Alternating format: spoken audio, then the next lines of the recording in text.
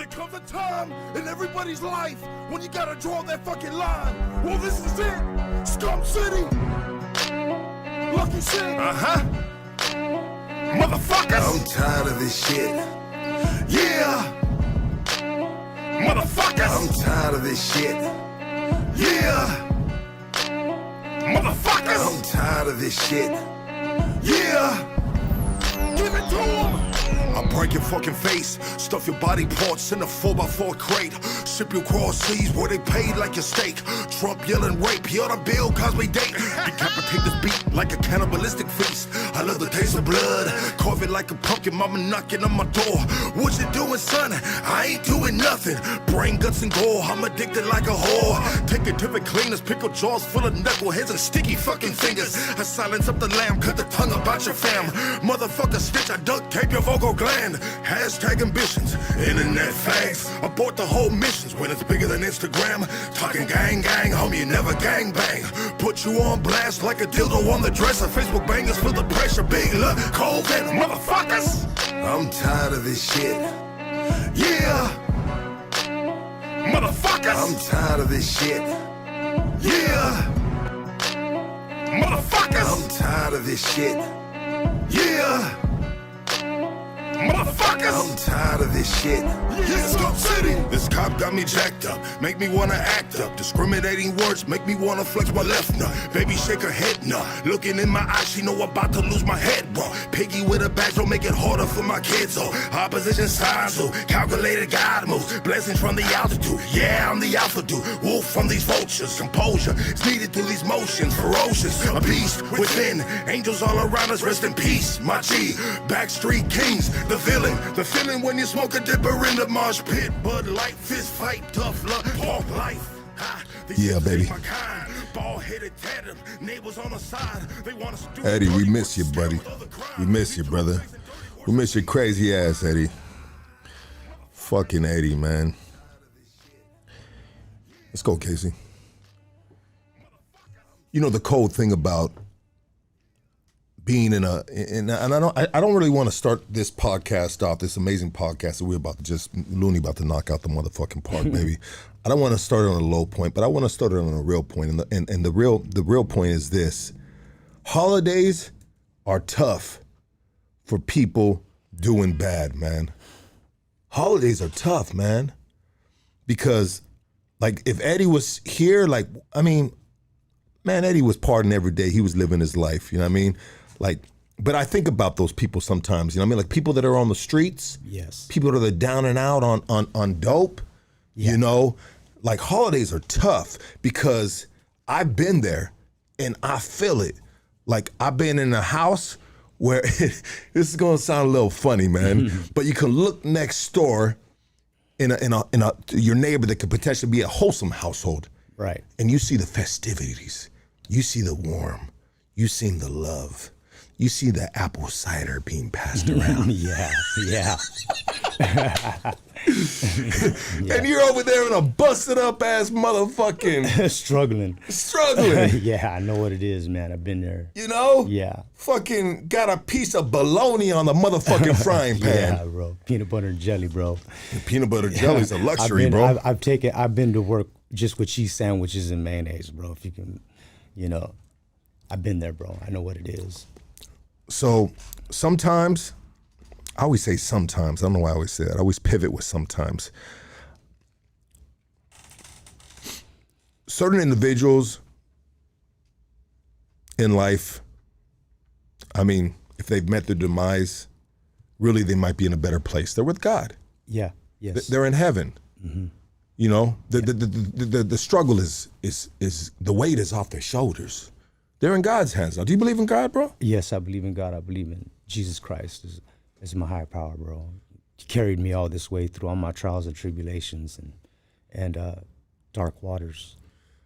Do you believe in an afterlife? Oh, yes, definitely. Yes, definitely do. I always say if there's any other man besides Jesus Christ that might be reincarnated, it can be potentially be Playboy Eddie.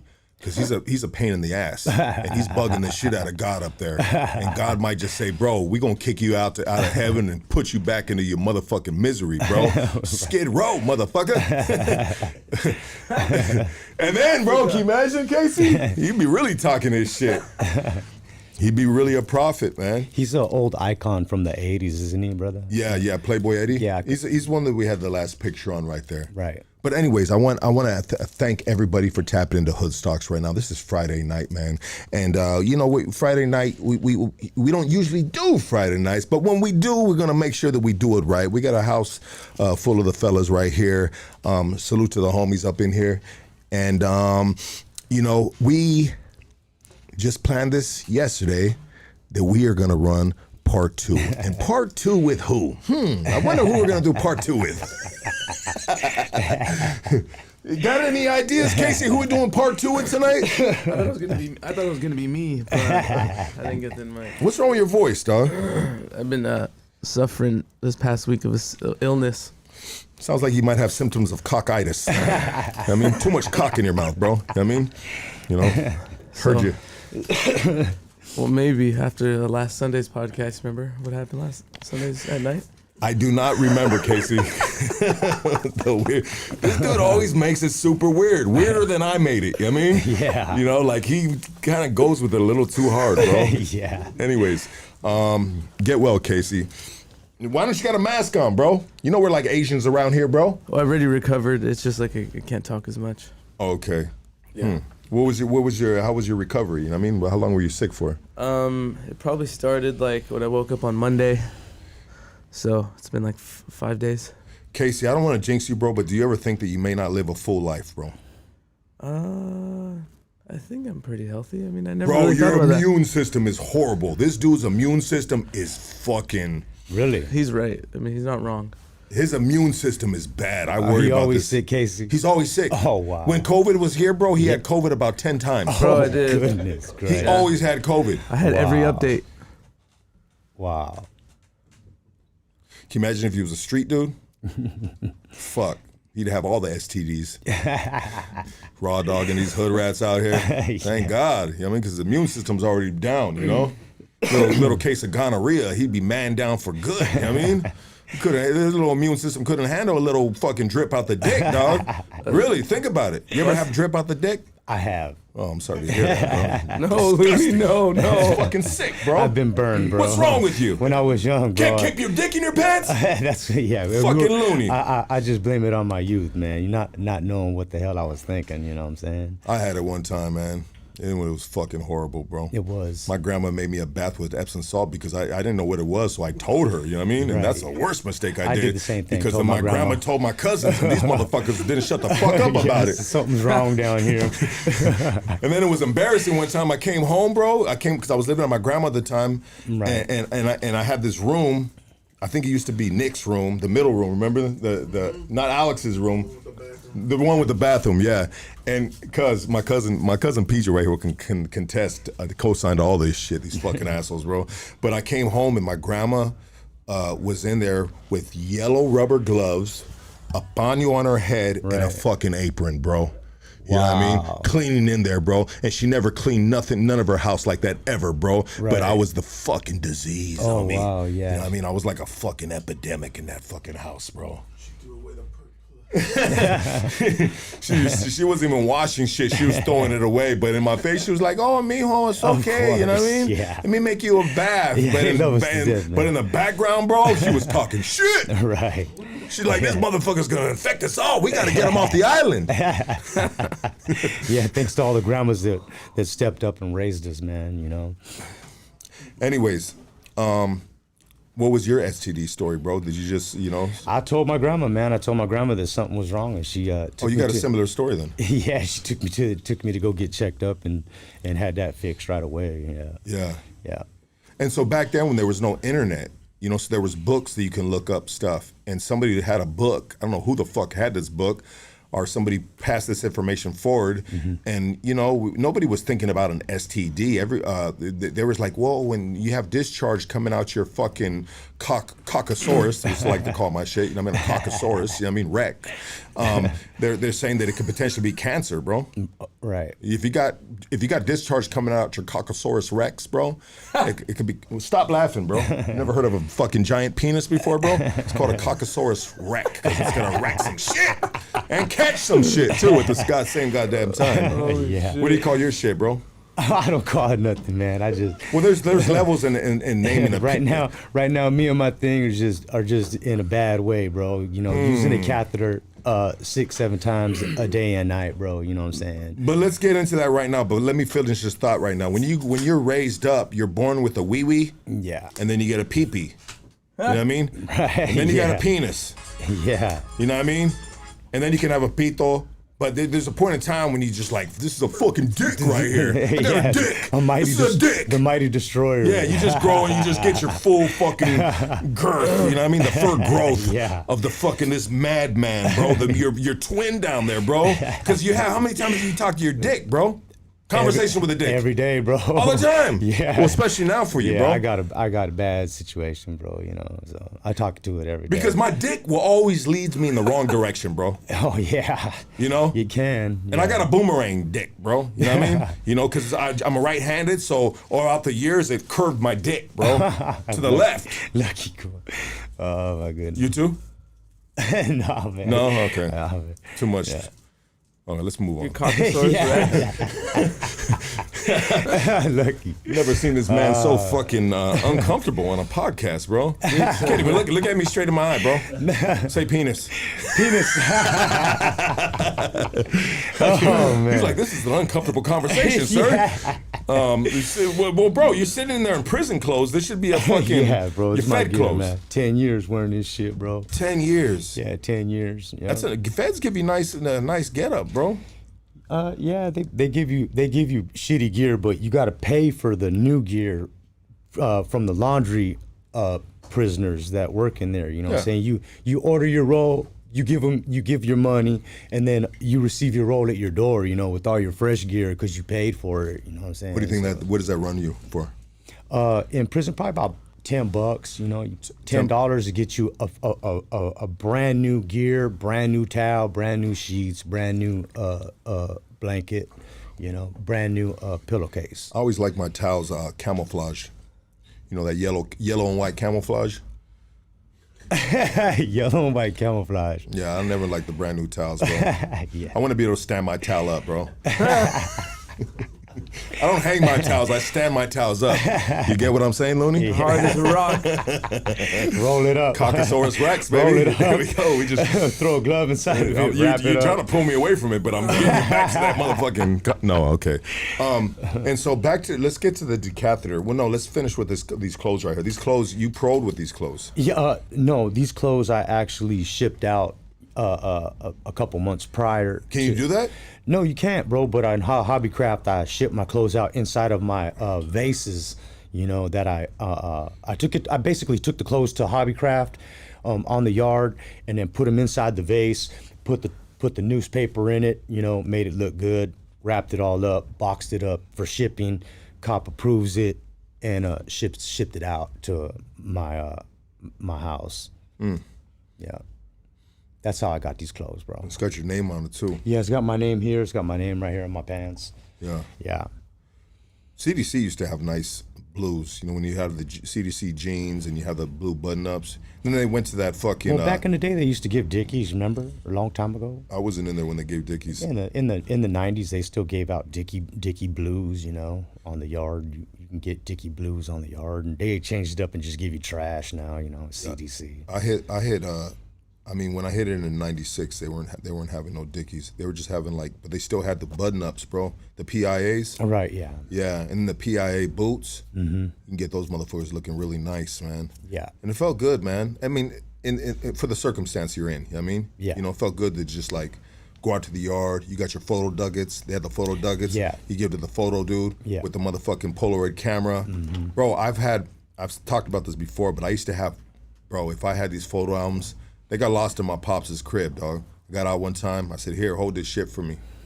And I don't know where they're at, but if I can pull those motherfuckers out, man, there's some good homies in there, bro. Oh yeah, Young no motherfuckers question. right there. It's so crazy, man. I always, all these years, I've just like, fuck, where are these photo albums at? Where are these photo albums at? Hopefully one day, by the grace of prison God, they pop up. You know what I mean? Right. You think it's a prison God? Or it's just a God in general? I mean, he's just a god in general. Yeah, for sure. I mean, and so you have the decatheter, bro. Let's talk about your state. Yeah, I went to surgery in September, and the last time I went pee was in the hospital bed with IV, everything. I told them I needed to go pee. I pissed in the container that they give you. I pissed in it, and went to get anesthesia. Got anesthesia, and that was the last time I peed, bro. I've never peed on my own since September 18th. What were you bro. in there for, bro? Let's... I was getting a lower groin surgery for a hernia that was going umbilical. What does umbilical mean? It means that your intestines is basically popping out through your muscle tissue in the lower groin area. So How does it get to a point like that? And you're talking about a hernia, right? yes, a hernia, yes. And that is just next level hernia, right? Oh yeah. It was getting so bad that it was I was just going to constantly leaving my work area and going and pushing it back inside of me, and then going back to work, so it was just a great hindrance, and it was causing a lot of pain, bro. Every time it pops out, it was causing me pain to the point where I was just like, I have to go get this surgery out the way. I gotta work. I gotta take care of my family, bro. I gotta pay my bills. Gotta pay my rent. How do you let it get so out of control? Is that kind of like, do you take a little fault for that, or did it just pop out overnight? No, it was just years of working out, doing extreme workouts on the yard. It's always been there, and it was growing. It was like incubating. It's just like at some point after I turned 46, I'm 51 today. Sometime Happy after birthday. I turned... It's your birthday today? No, it's not my birthday, bro. Okay. January is my birthday, brother. With the cake, take the cake back. yeah. They're about to come in here with cakes and strippers, bro. Yeah, sometime after I turned 46, when I would cough, sometimes I would feel it pop out, or when I would be doing extreme workouts with the homies on the yard, I would feel like, like a knuckle popping out, popping out a little bit. And as time grew on, it would just get worse and worse and worse, and it started coming out more and more and more. The hole was opening up more, and it was coming out more often. If I coughed, it could come out. What about if you farted? Did it come out? I mean, I don't remember, brother. So that'd be a cool thing. Hey, check this shit out. Yeah. Pops out. Actually, when that type of pressure would leave it, it would give you relief. You know what I'm saying? Using the restroom would give you relief from it. I feel a little silly tonight, so I apologize. It's all good. It's all Friday good, brother. night, I baby. love you, bro. Yeah, sometimes I'm a little. The level of silliness is sometimes like right It's all here. good, I feel like bro. my level of silliness is like all the way up here, bro. But I'm gonna. I'll ask Lucky's next question. Did you name it by any chance? Did I name what, brother? The hernia. The hernia? No, I didn't name it. Herman? Casey. That's what Lucky's next question. He texted me, told me to ask it. Yeah, It's just always been, it was just always a nightmare after I turned like 49, 50, 51. It was just becoming a hindrance, Is this something that you dealt with inside? I did deal with it inside, but it wasn't to the extent where I couldn't continue working out. It was minor when I was locked up. So the initial problem is you never took the proper care of the initial problem. Yeah, you want to take care of it right away. You don't want it to get that far, bro. And so you let it get too far. I did, and it's because I have so much work to do with my dad, and my dad, he's the type of person who wants to get shit done all the time. So it's like fast working, and it was causing it to come out more, and then moving like material from the backyard, getting dropped off by trucks, and moving the material to the backyard, wood, whatever it was, and I was just heavy lifting, caused it to get worse as time went on, Does your father know that you had that hernia? Yeah, my dad knew. He knew it was troubling me. He could see me holding it in, because when you have a hernia, a hernia, you're like holding it in sometimes because it's popping out. And you're like holding it in, and it's embarrassing because you got your hand down there. You don't want people looking at you and thinking, "Hey, what's this pervert doing?" You know what I'm saying? But in reality, you're just holding your hernia in so that doesn't pop out. You know what I'm saying? It was just an embarrassing thing. You know. Is it safe to say that your father doesn't love you? No, my father does. My father's been fundamental in my life, bro. Like everything that I have, I can appreciate that. My father had been there for me to a door opener for me in my life, you know. Everything, all the major doors, work, the place that I live in, you know. I just give my dad a lot of credit for everything, you know what I'm saying? All right, well, disregard that, bro. You know what I mean? But it's safe to say he doesn't give a fuck about no hernia. Work's got to get done. He wants to get the job done, bro. He wants to get the job done. He'd be like, "You all right?" And I'd be like, "Yeah, I'm all right, Dad." You know, but I'm always gonna stand strong. You know, with my father. My father's made of different stuff. You know what I'm saying? Like, tell me about him, bro. How's he made? Because he's obviously, if you're 51, belated birthday. He's 74, gonna 74. Be 75. So, you know, dudes are made different at that age, right? He's made different. He's from a different era, right? Definitely is sturdy, very sturdy, you know, person, you know. He's a very strong-willed person. Yeah, my dad, you know. He's a worker, huh? He's like a workaholic. He's a warrior, bro. You know, he's an expert in practically everything: carpentry, cement finishing, drywall, roofing. He's just an expert, bro. You know, and it's just like, if I have any questions, I just, hey, what about this right here? And he's just like, do this, woo, woo. And I'm like, oh, all right, man. And he just makes everything so much easier on me when I'm working, you know what I'm saying? Because he doesn't work like he used to, because he's just the superintendent, you know what I'm saying? Yeah, so just don't ask him nothing about a hernia, though. But right? He does work, though, you know what I'm saying? He does do his work, you know, but it's only for so many hours, and you know, and then he stands down and, you know, watches me work and helps me work now, you know what I'm saying? He holds my chalk line now. You know what I'm saying? Before I used to hold his chalk line, now he holds my chalk line, and I'm grateful for that. Cause let me send Casey 2 pictures right now. I'm going to put myself on blast right now. Casey, this is the first picture I want you to show. Okay. Let me send it to Casey real quick so we can just line them up.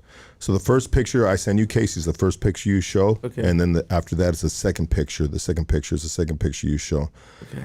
Let me get this to you right here. I'm going to put myself on blast, bro. It's painful to do this, bro. But you know what? We're all human right here. And there's a lesson behind this right here. There's a serious lesson behind this, guys. Shout out to hernia surgery hurts really bad. We're going to get back into the hernia story right here. But just speaking about work and everything, I got humbled, bro. I got humbled. I started with a new company on Monday as a foreman. Great, man. I'm glad to hear that, brother. IBW Local 11 Union Company as a foreman, bro. I'm so Let's glad go. to hear it, bro. I'm glad to hear it, bro. I got that opportunity from a good friend of mine that is actually an organizer. You know what I mean? And I know my shit, bro. You know, but I've always put the podcast before the trade, and now I'm putting the trade before the podcast. Right. You know what I mean? Right. You know, because that's where the bread and butter is at, bro. Understood. You know what I mean? I'm not the smartest electrician, but I know how to get work done, bro. I'm a worker, bro. You know what I mean? Yeah. When I'm on the job site, like I want to be the starting 5 always, bro. Yeah. Like I'm not gonna get burned. If we're running conduit, bro, Yeah. like there ain't gonna be no little punk ass, not punk ass, but just like an apprentice or anybody outworking me, bro. Oh no, of course You know not. what I mean? I'm gonna be efficient. And because I come with extra stuff, bro. I come with shit talking. I come with attitude sometimes. You know what I mean? On the job site, right? Yeah. I come with other things, bro. But all those things can be good on the job site.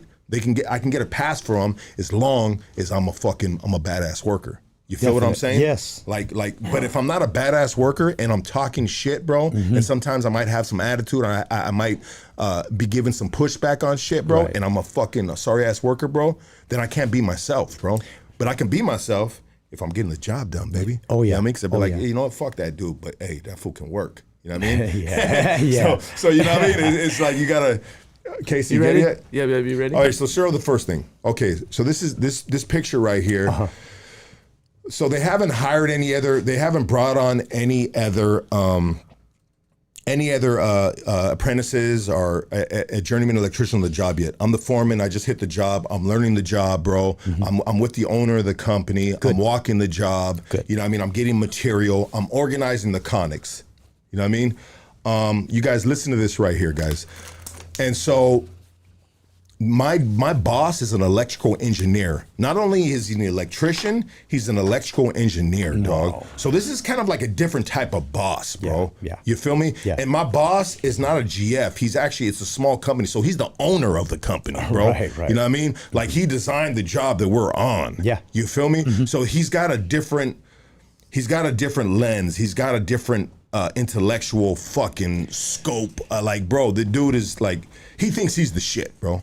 You know what I mean? And here I come in, I'm like, question. hey, you know what I mean? Like, I kind of think I'm the shit too. Like, or at least I can get it done. Yeah. Or I can learn and I can retain the information, learn quick, bop, and get it done. And I've had my hands on so many different parts of the electrical trade, bro, that I'm pretty confident, bro. I've done industrial, I've done fucking traction power, the train, subway stations, and motherfucking downtown LA. I've done TIs, bro. I've done undergrounds. I've done residential. Like my spectrum is pretty good, bro. You know what I mean? I've had my hands on everything, so nothing ever. And so the day before, this is yesterday, and the day before he was telling me, because he came from the non-union station, bro. You know, I said, bro, nah, union workers are craftsmen, this and that, blah. And he was just like, well, you know, business and that. He was we were having a little weird conversation. And he's like, what? I was like, he goes like, well, we'll just see what you can do. You know what I mean? We'll see, you know. And I was like, shit, I got this shit, dog. I came in a little too confident, bro. And I came in talking a little too much shit, dog. And so here I go. I that right there, those are stub ups. Those are it's PVC transitions into RMC, bro. It's stub ups, bro.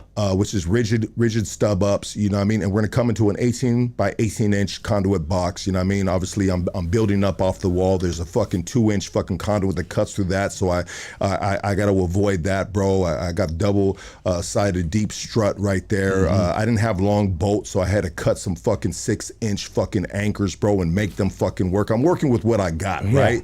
You know, lucky be lasting 6 months in every job with the fucking assholes.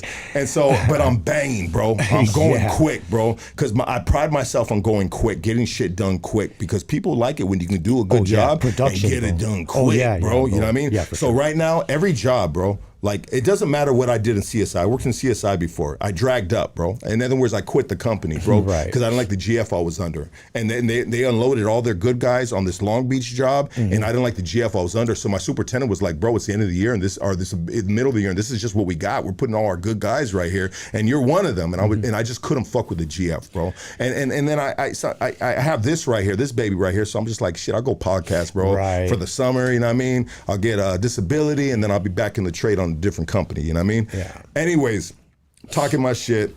Hope I'm not making this story too long. Lucky gets fired for talking 45-minute shits, taking 45-minute shits, and spitting on every piece of toilet paper. Yes, I'm a toilet paper spitter, bro. I need to get my asshole clean, bro. I don't like swamp booty on the job site, bro. You know what I mean? When you see me walking funny, I got swamp booty, bro. I'm headed to the porta potty, dog. Straight up. So, anyways, I'm there. I haven't got an apprentice yet, but I'm getting some shit done. The box came in, and so I banged this shit the fuck out. Look at that shit. Looks beautiful, bro. Yeah, everything is lined up. I mean, even if you don't know this trade, you can say, hey, that looks pretty fucking, looks pretty legit, right? Yeah. And then bam, I get it done so quick. I'm proving myself. I want to overly prove myself because my boss is an electrical engineer. And the day before that, we had this conversation about craftsmanship. You know what I mean? Show the next picture, Casey. Found it. Bam! Get it done, right? Yeah. Lay the box, bro, hose line in, right? Measurements are correct, everything like that. And then I sit there and I look at the box and I realized that I mounted the box upside down. I see what you're saying. So this is a hard pill to swallow, bro. Right. This is that's an 18 by 18 inch box. This is a small company, bro. And that box runs for about like, you know, $300 probably. That 18 by 1 inch pull box, is a $300 box, bro. You know?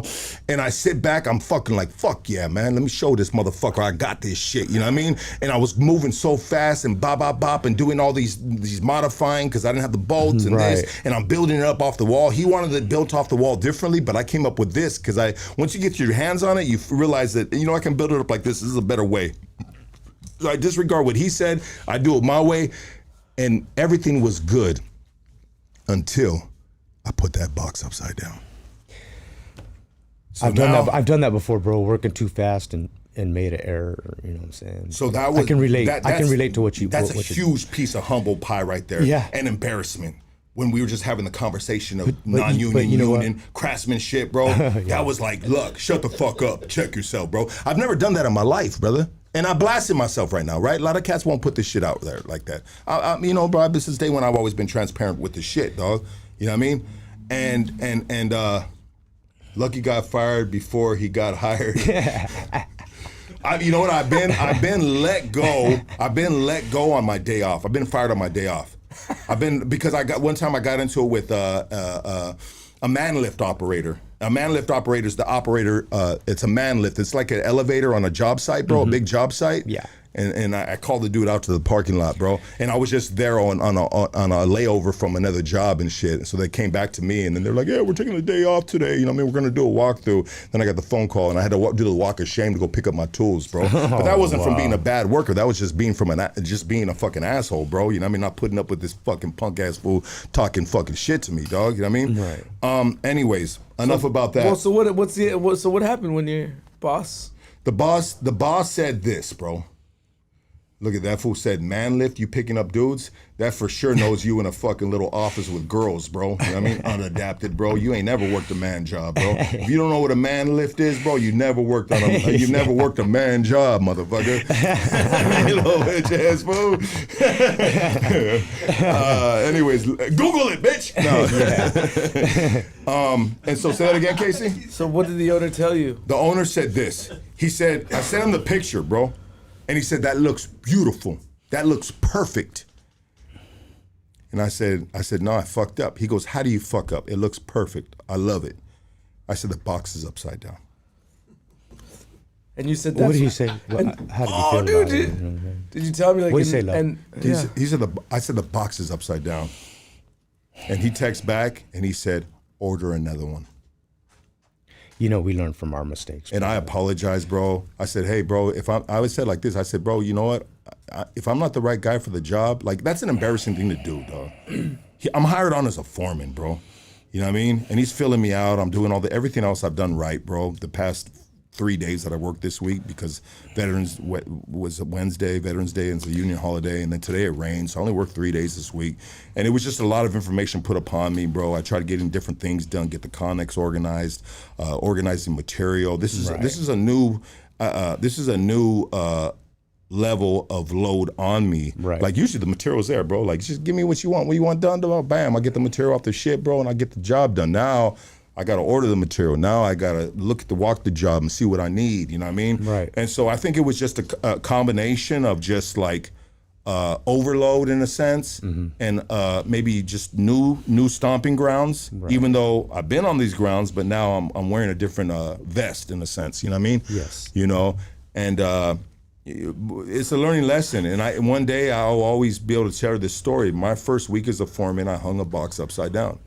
You know, and that's been the story of my life, brother. Right. You know what I mean? The story of my life is always shit like that, but they're great lessons. Yes, they are. And they've always made me stronger and better of course. Moving forward. Yes, brother. And I'm talking from the streets to the penitentiary, you know what I mean?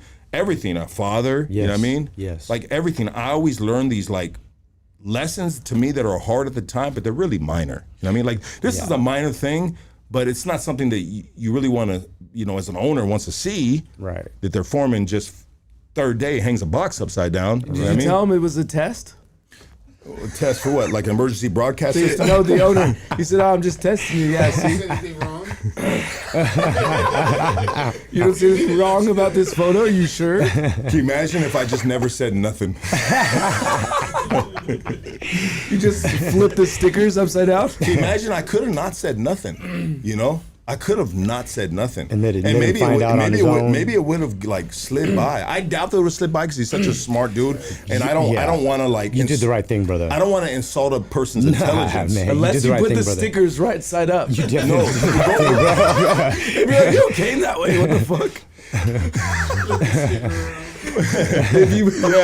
it. Even the sticker's upside down, bro. So you see that box? It's a exterior box, and you see the lid, the rain covers on the bottom. Right. So now I just created a fucking bucket, bro. A bucket with electricity in it, bro.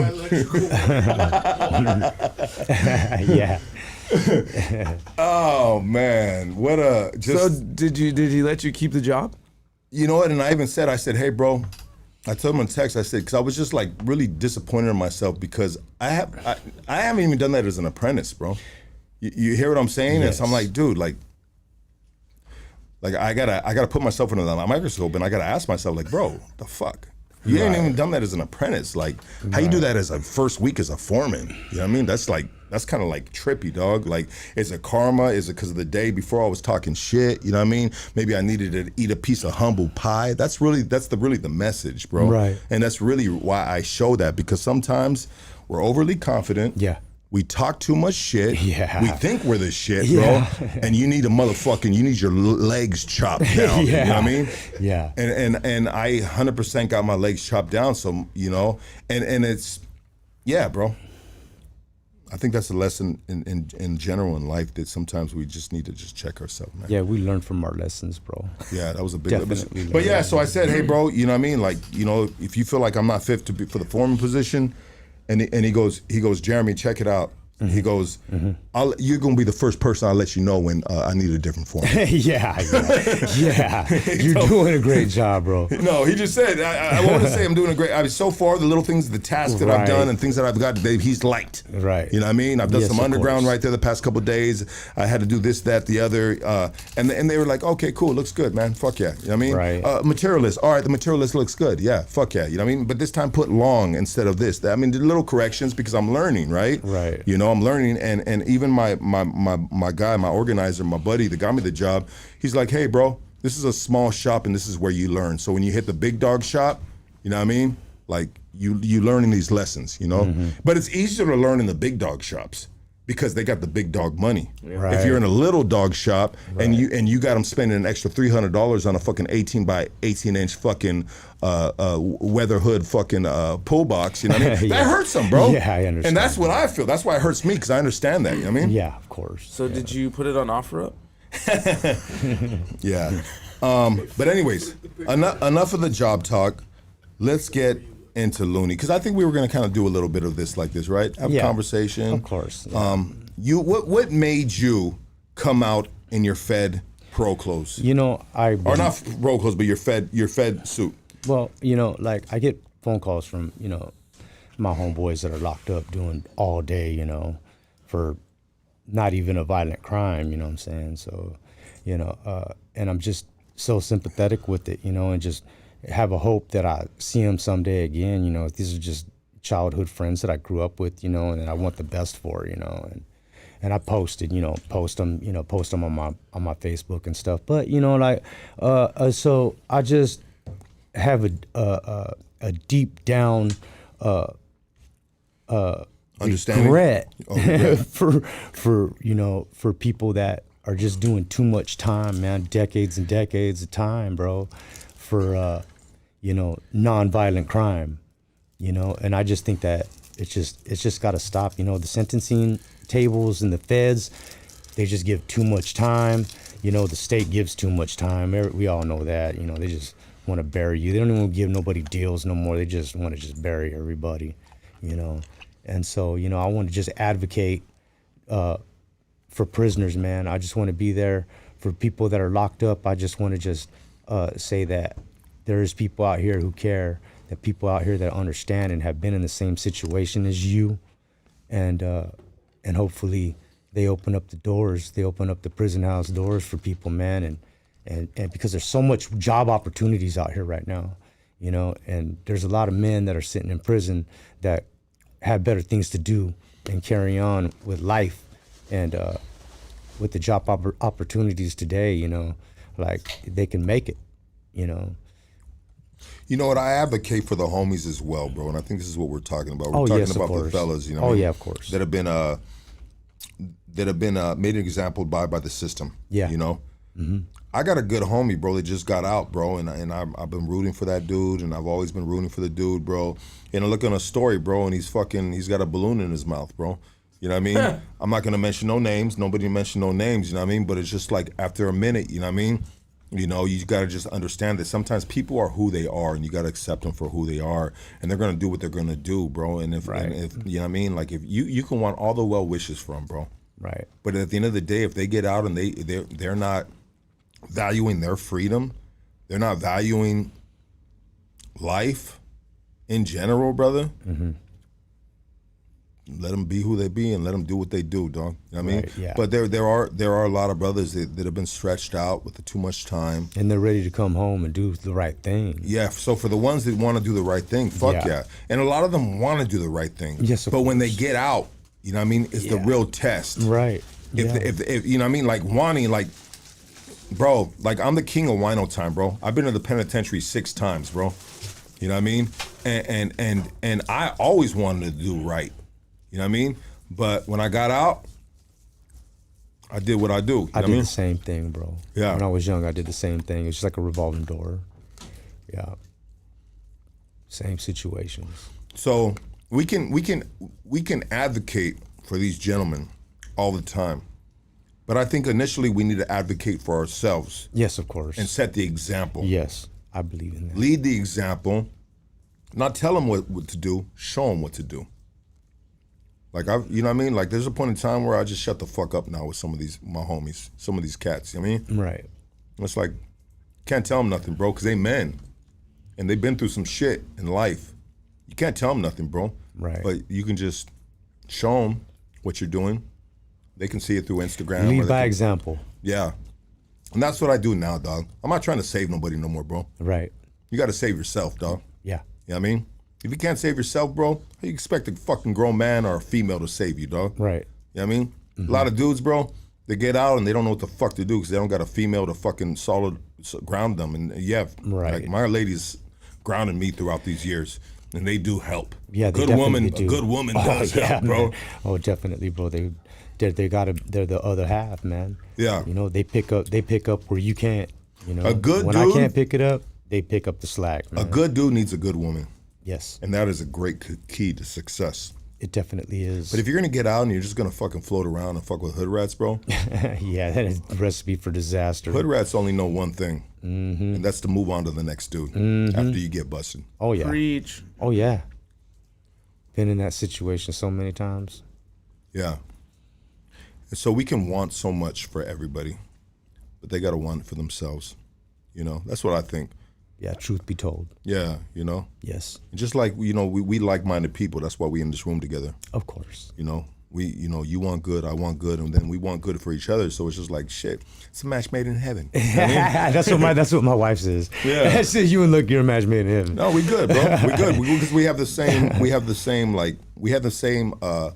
endeavors. We have the same passion. We want to do good for ourselves, for our family.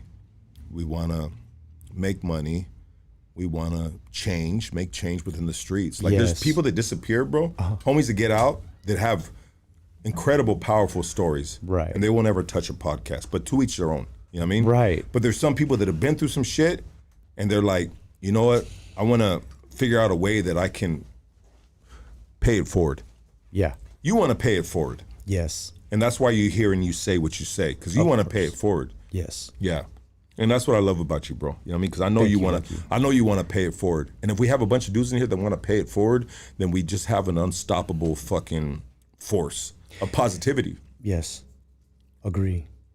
Enough talking about the Caucasaurus Rex, bro. Let's talk about some real shit, right? Yeah. Yeah. No, seriously, dog. Sometimes we get silly and then we get serious. Of course. And when we get serious, we're gonna drop some gems and we're gonna speak some real shit. Right. And I hate that you're going through what you're going through right now. You know what I mean? You went and got the surgery for the fucking hernia that you've been dealing with for a long time, and there was malpractice. Malpractice. Yeah, well, somebody did something. Something went wrong. Something went wrong where I've never been able to pee after the surgery, bro. You know, like How long has that been? Since September the 18th. You lost a lot of weight. Yes, I definitely lost a lot of weight. I was 2 weeks after I had the surgery, I was back in emergency room. getting a catheter stuck in me because I couldn't pee. You know, my wife was literally having to go into the restroom with me, bear hug me, and like force whatever she could out of me, you know, whatever liquid could come out of me, to the point where I just was looking like a pregnant person. You were bloated up. I was, my kidneys were filling up with my kidneys were backed up. So, you know, it was a emergency situation. So we talked about this previously behind the scenes. So there's been nerve damage. Yeah, I have nerve damage. There's a couple of nerves that have inflammation, or, you know, they're tight like ropes, you know. And you feel it in there? Yeah, I can literally run my hand over them, and you can feel everything of them, where they branch off, everything, you know. And that inflammation has never gone away, you know. Sometimes it goes down in the morning times, but, you know, once I start working throughout the day, it just comes right back. You know, it gets real tight again, and I don't know. I'm not in the medical profession to know if that's really the problem or not. You know, but I can attribute a lot of the pain that I have to that. You know, Well, can I speak a little bit of like behind the scenes serious stuff? Like of what you've gone through, like recent time. Mm-hmm. Like, so stop me if I'm going too far, you know what I mean? But I didn't realize it until, you know what I mean? Like, I don't know if I should say this or not. With you, I didn't realize how bad it was, bro, until recent time. Like, you had to sell a car. Yeah, I've had to sell I've had to pawn my jewelry, sell my car, just, you know, anything to get money to pay the rent, you know. You know, and my wife happened to pick up the slack and give her all too. You know what I'm saying? So it's like Back to us having a strong woman. Yeah, that's my soulmate right there. How do you know when it's your soulmate? When you just click and you just love everything about a person, and you just want to do right by that person. How many times have you felt that in your life? I've never felt that in my life. Interesting. That's good, bro. Glad you have that. You know what I mean? So I didn't know how serious it was until, bro, like, I'll be like, if it's okay to say, what you know what I mean, behind the scenes, like this dude just like, one time he was like, hey, look, fuck, dog, I'm doing bad, bro. You know what I mean? Blah, blah, blah. And I was like, what's up, fool? You know what I mean? Because sometimes we don't know what's going on with each other. Even if we meet up at a podcast, we don't know how dire the situation is, you know? You're like, hey, fool, fucking blah, blah, blah. And I was just like, and I felt bad, bro, because, you know, I was on disability, you know what I mean? And I'm just doing the podcast, you know, and my heart instantly wants to like, just like, fuck, fool. You've been there for me, bro, and I appreciate you, and I pray that God bless you, bro, for being there for me in my times, you know, trying times. Well, you know, sometimes you know, sometimes we feel like we didn't do enough, you know what I mean, of what can really solve the problem, you know? Right.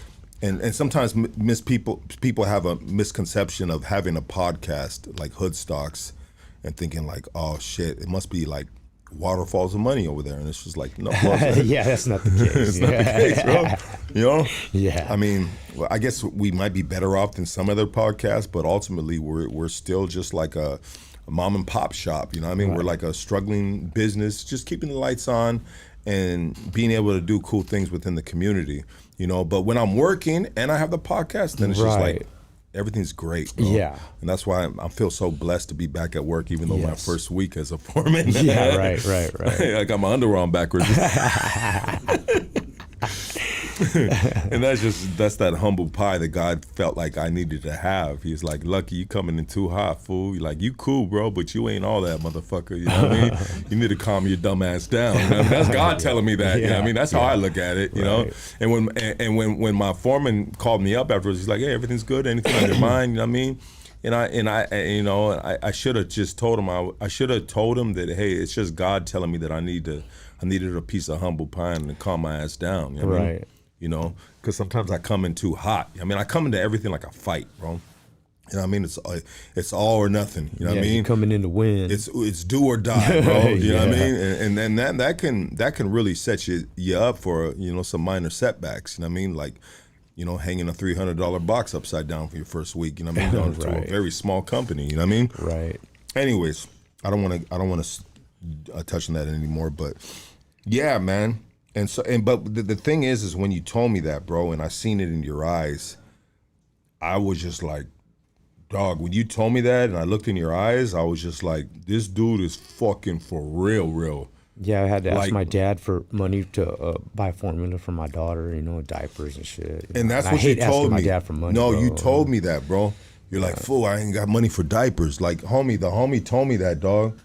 And one of my boys tells me that, dog, and I'm light on the pockets, bro. That shit fucking pisses me off, bro, that I'm light on my pockets. You know what I mean? Like when Playboy Eddie passed, bro, I had to fucking sell my gold chain, dog. You know what I mean?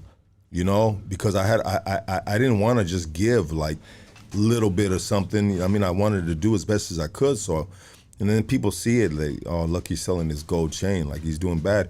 It's like, I'm not really doing bad, but I just have so much stuff going on. Right. And there's money there that's coming, but it's just not here yet. You feel me? Yeah. Like my life is an investment, bro. Of course. My life is an investment, and so a lot of times I don't have the liquid right away, but I'm getting my finances in order, bro, and not being so strung out on debt, credit card debt, and all this other stuff.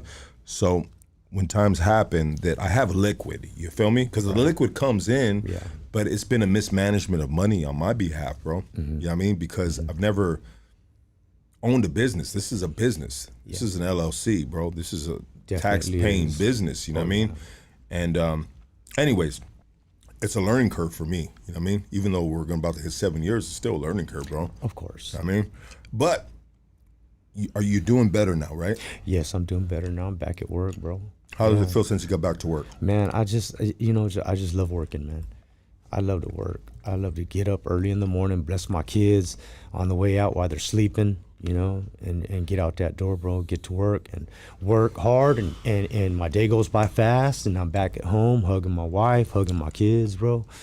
So What's a normal morning for you, bro? What time you waking up? Like, what's your schedule in the morning? I mean, being the fact that you're sitting right here and you're fed clothes, bro. I can imagine that you do have a routine in the morning. What is your routine out here now? My routine is wake up at between 5 and 5:30 every day. I wake up on my own. I don't need my alarm clock to go off, And I get up, and the first thing I do is go make that hot cup of coffee, bro. Once I get that thing steaming, I get it all made up. I step outside, smoke a cigarette, and I go use the restroom, bro. Just like the penitentiary almost, right? Yeah, pretty much. Without the cigarette. Without the cigarette, yeah. man. It was beautiful when in CDC, bro, when they had the fucking bugler cans, bro. Yeah. When you man. In CDC, when they had the bugler cans, man, it was absolutely next level, bro. Like in CDC, bro, when you'd wake up in the morning, man, and you get that hot cup of Folgers, and you smell that roast going, baby. You know what I mean? And then you hit it the way you want it, right? I mean, you like the Cadillac, or you fuck with the Cadillac, baby. I mean, if you like John it black Wayne. like your woman, John Wayne, John right? Wayne. I mean, you got the 6-shooters and shit, dog. Yeah, I mean, like the little things in life are amazing. And when I first hit the penitentiary, and I was able to just smoke a bugler, have a cup of Joe, bro.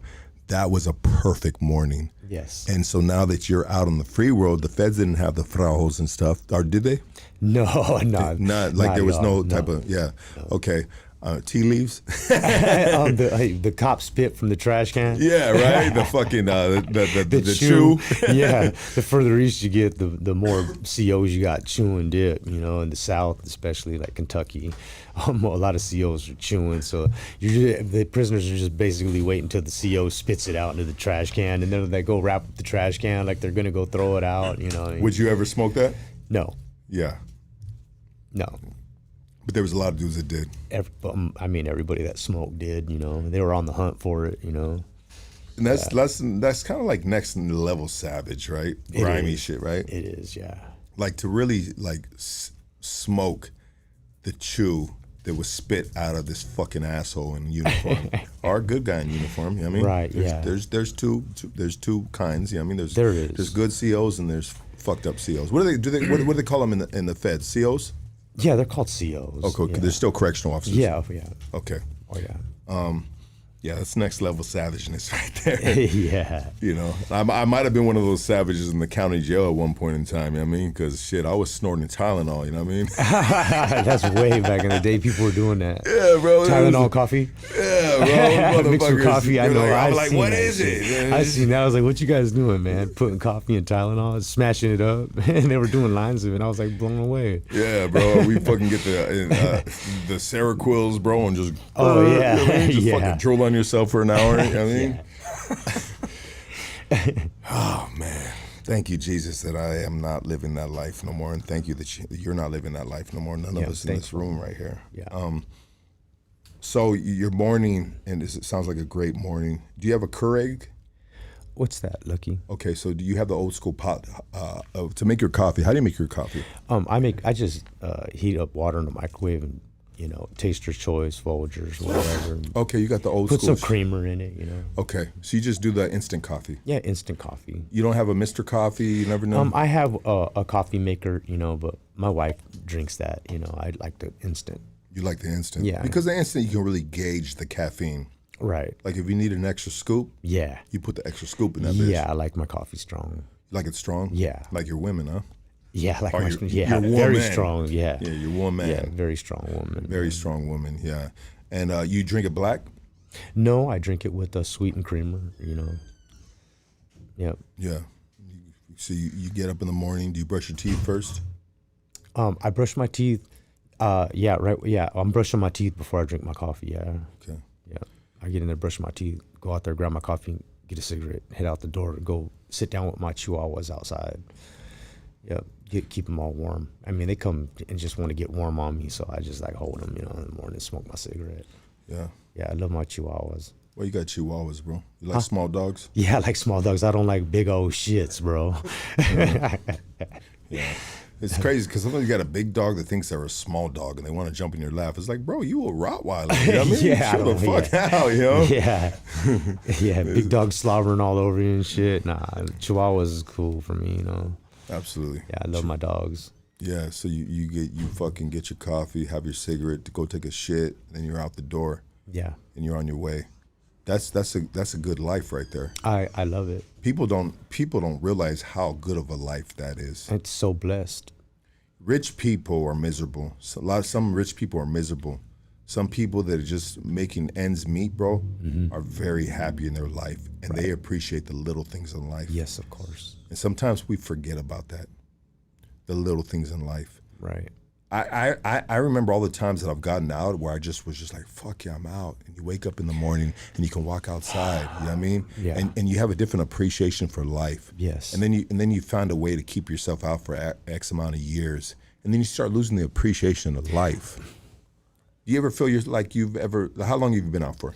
I've been out, I'm going on 3 years. 3 years. Have you been any type of numb to the appreciation of life? No, I just want to just keep on pushing forward, man, and just excel and do better and right by myself and right by my kids and right by the people that love me, you know. You told me something very important the other day when we were talking about your condition that you're in, because your dick's working, right? A little bit? Yeah, it works. Okay. You just can't piss all the time. You got to use the catheter, right? I have to use a catheter to pee, yeah. Which sucks. Yeah, 3 times a night I got to use it, and then during the day I got to use it. And, you know, so every time I do it's a procedure. I use isopropyl to clean my hands. I have to use alcohol wipes to clean my private part. You know, before I insert the sterile catheter. Yeah. And so when you put the catheter in your penis or your Coccosaurus Rex, whatever you like to name it. Then you're able. It releases. Yeah, I got to stick the tube in there. You got to stick it in. Take your time putting it in, and then waiting for touchdown, and then you start peeing out the catheter. But you're just standing right there in front of the toilet like regular, But you're just using a tube to relieve yourself. So you told me something very significant, something that just really resonated with me that I just still I'm going to bring up right now. Obviously, it's stuck in my head. And you said, look, I needed this, bro. I needed to grow up. Yeah, You told me something on the lines of that. It's been a very different experience. It's been a very different trial. It's been a very different tribulation for me, but it's all just helping me to mature, to be a better person. You know, dealing with the pain that I was dealing with, I'd never dealt with that before. You know, and What kind of pain is it though? Suffering.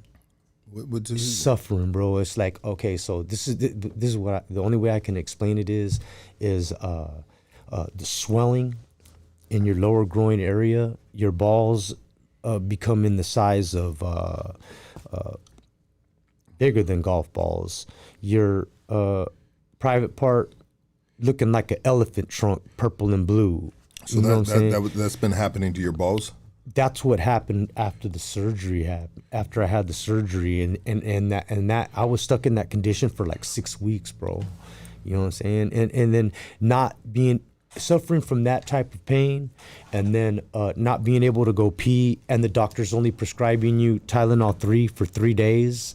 You know, and so it was a game changer for me, bro.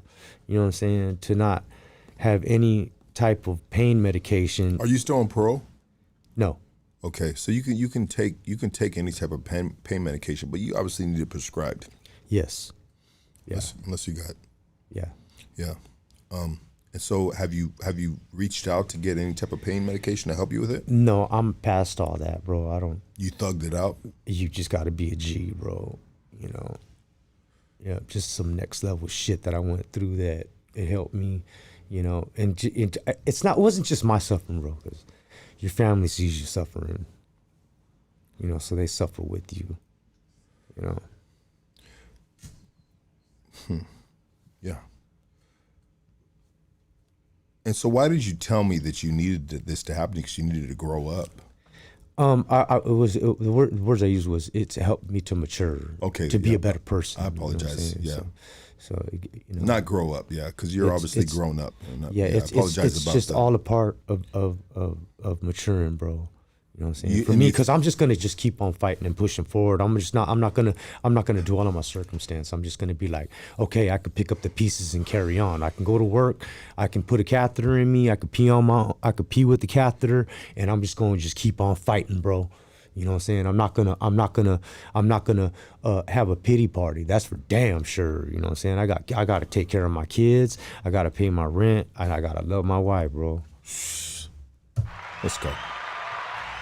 That's what real men do, right? Yeah. Yes. Agree.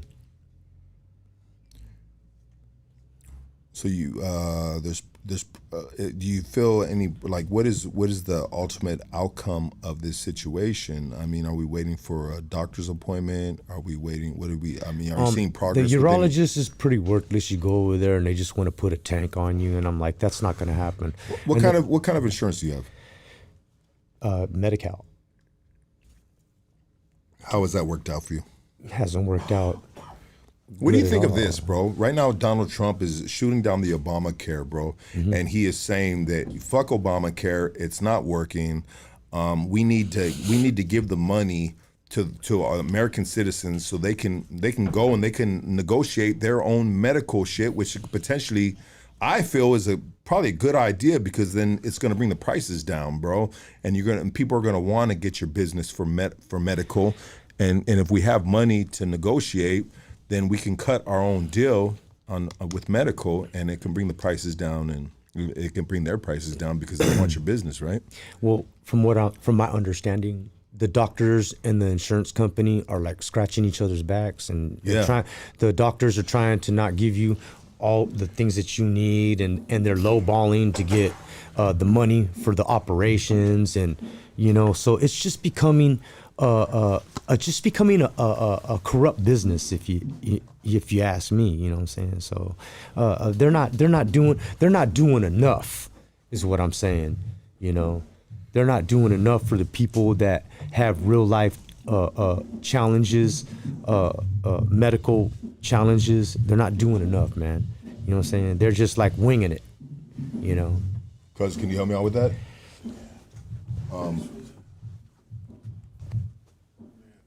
Wait, hold on real quick. Let's fix these drums right now.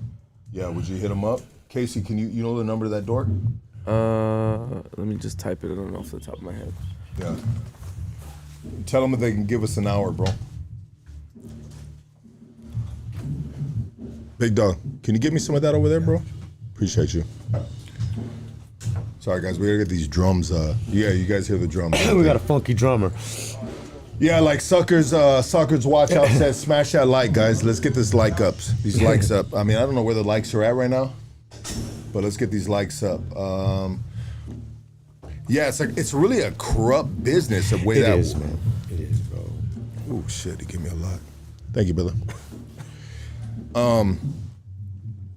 Our medical, man, is just horrible, and even with my union, man, it's just they're getting greedier and greedier. Like with I used to have like barely a copay, and now they're just like fucking copays are going up. I mean, even with if you have insurance through like a fucking strong union like IBW Local 11, these fucking like it's just the corruption is next level, and the corruption stems from money hungry motherfuckers, bro. Yeah. They don't give a fuck, bro. Like, No. you can be dying, bro. If they're not getting their money, you're gonna fucking die, dog. And that's just horrible, dog. Like you going through what you're going through right now, you should be able to have, if Trump's done a lot of dumbass shit, but I agree with him on this right here, you know. If we had the power in our laps to deal with the medical field in regards to holding the money and not the money coming from the government to the medical industry, bro. Mm-hmm. You know what I mean? Right. Then we'd have leverage, right? And with leverage comes solution. Yes. Comes a diagnosis like that. You know what I mean? Like, we're not waiting the waiting game of whenever they feel like they're gonna see us, or whether, you know what I mean? Whenever they can get us in, right? Yeah. What you're dealing with right now. Yeah, they're like, we'll schedule you an appointment in 2 weeks. Like 2 weeks, like, dude, like, why can't I just go see you and get this out the way today? And then when you get over there, it's like they want to do all this extra stuff, like, oh, we want to do this and we want to do that, and we want to put you on a catheter, and then it's like, I'm not gonna walk around with the tank connected to me and do my job. I work in construction. I don't work behind a desk, man, where I could do such a thing, you know. And they're okay. Well, then how about if you don't go pee for a week? And I go, if I don't go pee for a week, I'll be in emergency room within 3 days, man. I'm just really here just to get prescribed catheters. That's all I want. And they're like, oh, well, you don't understand. We just can't do that. We don't know you. And I'm like, you don't know me. I don't know you. Yeah. You know what I'm saying? And it took me 2 weeks to get here just for you to tell me that you're not going to give me what I need. And I'm telling you, I can't pee. And you don't want to prescribe that to me? And they're like, well, how are you getting catheters? And I've said, well, I go online and I buy them, you know? And I'm just here just to get catheters, man. That's it. And they're just like, oh, we can't prescribe that to you. When do you want to do a follow-up? And I said 2 months, and they were blown away, bro. And they're like, 2 months? Like, you're going to use a self-catheter for 2 months? I said, I'm going to do whatever I got to do to take care of my family, man. You know what I'm saying? I'm not going to be subject to what you want me to do and then not pay my rent. You know what I'm saying? I'm going to do what I got to do to take care of my family, man. You know what I'm saying? That's what I told the doctor, and they were just blown away by what I was telling them. They're just used to coming in there. They're used to people going in there and then telling them what they're going to do, but that's not what I'm going to do. You know what I'm saying? And they didn't want to give me what I wanted. You know what I'm saying? So it's like, what's the medical field for if they're not going to give you what you want? You know what I'm saying? What you need. You know what I'm saying? And that's where they missed the mark, bro, with me, man. You know what I'm saying? The urologist did that, you know? Yeah, so they were not fundamental in helping me take care of what I needed to take care of. They just prescribed me some other medication that different medication than what I was taking. You know, that when I went to emergency, there was a urologist there, and he gave me 3 different types of medications, and I was taking them up until I went to see this urologist. You know, and this urologist just gave me some other medication and sent me on my way, bro. You know what I'm saying? That was rap. Okay. So what moving on from this conversation to end it, bro, I mean, to pivot to a different conversation, What do you have in line right now? What is the insight to help you solve this problem that you're going through?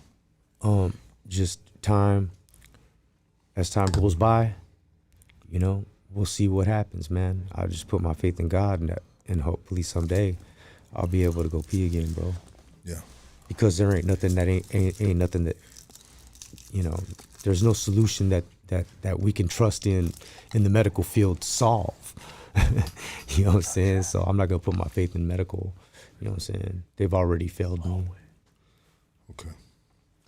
Well, I hope everything works out with you on that, brother. I'm Thank sure you. it will, bro. 'Cause Thank you, Lucky. you're a good dude, bro. You know what I mean? And, you know, good things happen to good people, you know what I mean? And I hope that you're blessed and it takes care of your family and all that good shit. Thank you, Lucky. Let's pivot, bro. We talked a little bit about what we're going to do right here. Yeah. Let's pivot into, you know, prison stories. You guys ready for prison Hey, somebody stories? just talked about Susanville and fire camp. I seen it right here, bro. They said, oh no, right here. Somebody said, hey, I did time with the homie Looney in Susanville, and you know, fire camp. You been to Susanville?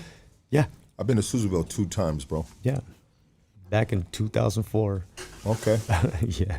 I was in Susanville and I was in Susanville in '96, Sierra Yard. Yeah. And then I was in Susanville again in 2005, Lassen Yard, Right. 3 yard, yeah. Right.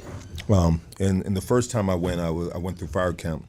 When someone dudes hear fire camp right away, they are obviously they know of what fire camp is now, which is a PC. Oh, You know what I mean? yeah. But Today it is, yeah. But back in the day, you know what I mean, like Right. there was good homies. Like Yeah, it wasn't for sure. PC, bro. You know what I mean? Yeah. You know, there was good homies fighting them good old fires in the line. You know what I mean? And fire. So you got fire camp stories. Yeah, What man. fire camps you been to, bro? I was in a fire camp called Alder. I've only been to one fire camp. Okay. Just on that one term, you know. I've been to- Camp Alder, I've up been- north in Klamath Falls. Okay, so I've been to a bunch of fire camps out of Susanville. Antelope, I've been to Ishii, Oh, yeah, I passed through there. and I've been through 2 other fire camps because I didn't want to be in fire camp. I wanted to be in the yard with the homies because I had right. homies from my hood, Right. And it was Yeah. active back then. You know what I mean? Oh, yeah. That was when there was all Norteños in the yard. Oh, yeah, back then. yeah, I remember. And then back then you can flag your colors too. You know what I mean? Yes. You know, you can have Yes. red paños, you can have blue paños. You know what I mean? But anyways, it was a great experience in my life that I will never forget. Fighting fires, Yeah, bro. man, that was awesome. I liked it. Yeah, like I mean, what kind of did you really get out there and fight some of these fires? Yeah, I fought quite a few fires for a whole fire season. You know, What position were you at? Were you Pulaski? I was what was called the drag spoon. You know, I was the guy, you were at the the guy in the end. back with the medical bag and the burn blanket. You know, that was my position. that was a good position right walkie-talkie there. right here. You know what I'm saying? Make sure nobody gets behind you. You're always the last person. You know what I'm saying? Make sure everybody's in front of you until you get to the staging area. You know. That's a good position right there. Yeah, it was cool, man. I liked it. In the fire camp line, if you guys know the fire camp business, that's an important position. Yeah, right it's there. an important position. Yeah. Because you have the captain, and then you have the dude that sits with the captain, swamper, yeah. the swamper. Then you have the dude that the next Is in the back. Is in charge in the back. Yeah, the that next, was me. The next Yeah. level, the next pecking order is the Yeah. dude in the back. Yeah, where all the homies are. Where you know what I'm saying? Where you it's all a gravy train in the back. I guess I bro. was kind of worthless, bro. I was like second Pulaski, bro. Nah, but that's cool though. So what? So what? I was man? worthless, bro. Everybody's fundamental, bro. You know what I'm saying? When you're cutting lines. I was worthless. They said, just put this dude somewhere in the middle. Yeah. He talked too much shit. Yeah. Yeah. He talked too much shit, bro. That fool don't shut the fuck up, bro. I'm always talking shit forever, all these years, bro. Yeah. In the court cell, in the holding tanks, bro. Bro, I'm always talking shit, bro. Yeah. But if I ain't talking shit, then there's something wrong with me, and there's a problem. I don't like something, you know what I mean? Or something's gonna pop when I ain't talking shit. Right. Fighting fires was very fundamental in my life in regards to like growth Yes. and respecting. Like since I fought those fires, bro. When I see firemen, bro, I just like fucking tip my hat, Yeah. bro. I'm just like, bro, you guys are the big dogs. Oh, like, yeah. like I respect firemen to the next level, Yes. bro, because I was in those mountains, bro. Yeah. I was in those valleys, you know what I mean? Yeah. You know, when trees were fighting, like when we were in Susanville, you had to watch out for the trees. Crowning. Yeah, the trees were coming down and falling on inmates. Yeah. That's what you had to worry about. So when you're cutting the line and shit, Yeah, and you see bears attention. running by you, and, yeah, deer. and you see deer, yeah, running by you. like, yeah, like they For all real. get getting the fuck out the house, yeah, and you're there right there trying to protect the house. You know what I Yeah. mean? But when I see bears and I see deers fucking breaking, and we're still there cutting the line, well, you always got to look up. You know what I mean? Because the trees would come down, and there were so many dudes that would go back to Susanville yard for medical because trees would fall on their heads. yeah. That's happened Yeah. many times.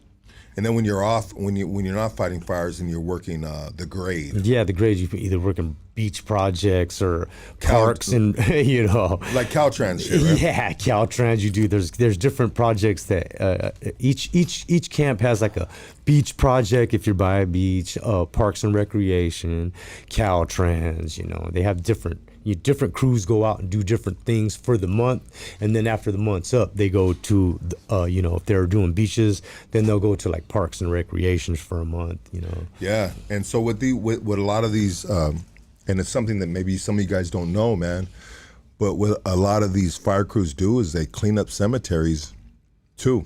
You know what I mean? Mm-hmm. We used to have this fire captain, we called him JD, short for Jack Daniels. Mm-hmm. He was a cool-ass fire captain, man. And why we thought he was so cool is because he always had a hangover. He was always just drunk, bro. And so when he would pick us up in the morning, go out to the grade, and then he would just pass out on the steering wheel, bro, because he was a sick-ass alcoholic. Mm-hmm. And we'd run amok and do what the fuck we wanted to do. Yeah. And after months of being out there in the grade, you know, you find money on the side of the road. Yeah. And so we started getting familiar with like where the neighborhood market was at. Yes. And we would send a dude to go get us beer, bro. You know what I mean? And you know, we were too I don't know what you want to call it, but like if a dude in blues in a prison town pulls up to a market with money, you know what I mean? Yeah. Like they're gonna call the cops on you. Yeah. We didn't think about that though. Right. You know what I mean? Right. And then we'd be working sometimes in campsites, and we were just savages, bro. We'd be like, ain't nobody right here in this motherfucking trailer right here, you know what I mean? Yeah. We go in the trailer, bro, and we'd be getting ham sandwiches, and we'd be looking for fucking alcohol and shit. Right. Savages, bro. I mean, it was great times, but we're talking about in like I'm talking about like in the mid '90s and shit when, you know, times are different now. You know what I mean? There was no phones or videos back then or social media. You know what I mean? Right. But I think I asked you one time if you'd ever fuck an old lady, bro. You know what I mean? You know what, Lucky Man? Just out of respect for my Woodpile brothers and my Nazi lowrider friends and the comrades from the brand, bro. I would just answer this one time, bro. Only if she had no teeth, my G. Only if she had no teeth. Yeah, only if she had no teeth, bro. You'd fuck her. No. Only if she had no teeth. Okay. That would be the Woodpile response right there, brother. Okay. One time we got the woodpile. Speaking of the woodpile, Yeah. Susanville, I think it was Ishi, fire camp. We were out on the grade. We were doing Caltrans work on the side of the road. Mm-hmm. It was so crazy because girls would walk by, they'd drive by and they show us their titties and shit, and we were like, fuck yeah, you know what I mean? Yeah. All excited to see a set of tits and shit. Right. And then go back to the fire camp and watch Friends on TV. But we found a pair of ladies' chonies on the side of the road. Oh no. So we grabbed them chonies, and it was a thong. You know what I mean? It was an old school thong, bro. And we took it back to the camp. We snuck it back into the camp. These pair of chonies, and we had a good relationship with the white boys. Obviously, Oh yeah. the homies always have a good relationship with the white boys Yes, of course. for whatever reason. Prison politics, right? Mm-hmm. And one of the homies took the chonies to the toilet, the baño, mm-hmm. and he wiped his booty with them, like right where the pussy would be, like on the chonies. Right. And then he showed us to these white boys, like, hey, look at these panties I found right here. No, man. and so one of these white boys like, let me smell them. Oh. Yeah. And I've told this story before, and I'll just never forget this wow. story, bro, because we all just fell out laughing because it was so hilarious. I bet. And so the white boy got the chonies that the homie just wiped his fucking booty on, and it just smelled like straight ass grade, right? Yeah, you know, working the grade, swamp booty, swamp homie booty, you know what I mean? And the white boy's like, damn, this just smell like straight pussy right here. Fuck yeah, boy. Yeah, looking on it. He Oh, started no. licking it because, you know, white boys are, you know, they savages like that, bro. You know what I mean? no. They're just dirty bastards. Straight. Trailer park, bro. You know what I mean? Vicious, too Haystackers, vicious, you know? bro. And man, as soon as he did that shit, I will never forget that, bro. That we just, all the homies, because we all set it up and we just seen it happening. The homie took it, bam, bro. This one white boy that was always on that shit, bro. And we just fell out, and it's man. probably one of the best laughs I've ever had in my life. Like that gut laugh where it just hurts to laugh. Yeah. You know what I mean? Yeah. Yeah. He was like, fuck yeah, brother. Yeah. He's smells like my old lady right here. You know what I mean? Wow. We're like, lick it, fool, lick them panties, fool. You know what I mean? He's licking it, and he's just licking the homie's ass off the fucking shit. Oh, man. It's just a different time and a different era, bro. But all the time that you've done, bro, like what is some of the craziest shit that you've experienced or have you seen doing time? So, you know, when you have a job in prison and you're working for years for your bosses, you know, like I worked in the kitchen with my bosses, you know, for years, and they just take to you, you know what I'm saying? They like you, you know. And we're talking about the staff, right? Yeah, we're talking about the staff, yeah, the COs, that the kitchen COs, you know. Well, yeah, but they're not necessarily COs, they're just staff, right? Are they COs? No, these are COs. Okay, bro. go ahead. Yeah, they're COs, and you know, get a relationship through time with them, you know what I'm saying? Like they're your boss, you know what I'm saying? And there's not very many midget sureños, you know what I'm saying? What do you mean midgets? Like dwarfs? Yeah, like dwarfs, yeah. Well, There's Like not, little people? yeah, I'm talking about little people. Yeah, there's not very many sureños. I personally have never done time with a midget sureño, you know what I'm saying? And one of them was really close to me, you know what I'm saying? We always worked together. We always hustled together. Well, you he know was a what I'm saying? midget, though. But he was a midget, yeah. Yeah, so He was a what midget. did he do to get in there? Like midget activities? Like how does a midget get in there? Bro? Like He's same shit, right? just doing all the same shit that you know, anybody else So does, this you know midget got himself in the system, and you're working in the cocina with him. Yeah, I'm working in the kitchen with him. Yeah, and you know, and our bosses are patting us down and letting us out to go back to our units. You know, and we have to walk. They just let us out a door that just goes right by the LT's office. You know what I'm saying? So we were coming out, and our bosses are right there at the door. We're the first ones out the door, so they're searching us. You know. Did that dude have a top bunk or a bottom bunk? The midget. Imagine you're like, hey, get your little ass I on always top seen bunk. him in the top bunk, but I think that he was one of them homies that wanted the top bunk. Yeah. You know what I'm saying? Bird's eye view. Yeah. He was one of them homies, you know what I'm saying? But yeah, so we're actually coming out the door after getting searched, you know what I'm saying, by our bosses, you know what I'm saying? And off to our right on the other side of the yard, we see, you know, a homie, you know, with the 4-cop escort, you know what I'm saying? And so, you know, they're heading our way, you know, and the homie's not cuffed up, you know what I'm saying? He's holding his property, like, basically, instead of going to his unit, He's rolling it up. yeah, he's rolling it up, bro. You know what I'm saying? So, and me and the homie are looking at each other like, you see this shit? Like, and like, yeah, and like, all right, well, you know, he's not leaving in peace, bro. You know what I'm saying? And me and the homie just like totally ignored that there was 4 cops around him, 2 in the front, 2 in the back. You know what I'm saying? So we kind of like short stepped. We're short stepping, and then we like doubled back when he came through the door, and he came through the door first, you know what I'm saying? And I just like, I hit him up like, hey, where you going, homie? You know what I'm saying? Yeah. And he held the bags up, and then here comes the 4 cops out the door, and they're like, keep it moving, you know what I'm saying? And the homie like picked up his thing, you know what I'm saying, like that. And me and the midget homie ended up, you know, doing what we do, you know what I'm saying? And as all that mess was transpiring. This dude's property's going everywhere and shit. You know what I'm saying? Me and this midget going to work on him, right? Yeah. And our bosses, What was he doing and what were you doing? He was biting ankles and you were. yeah, you doing whatever you're doing. You know what I'm saying? But our bosses are watching this shit, you know, through the windows. You know what I'm saying? Big old windows that they have that they can see outside. And our bosses came out and just started working on the dude with the sticks, you know what I'm saying? Yeah. Me and the midget got down right away, bro. And I was just like, whoa, what the hell's going on? I could hear this dude literally screaming, you know what I'm saying? But it's not because of me and the midget. It's because of our bosses going to work on him, you know what I'm saying? Yeah. And that was pretty much, I just, you know, thought I had seen everything. Yeah. Until that happened, you know what I'm saying? And that was just a couple months before I got out, bro, you know what I'm saying?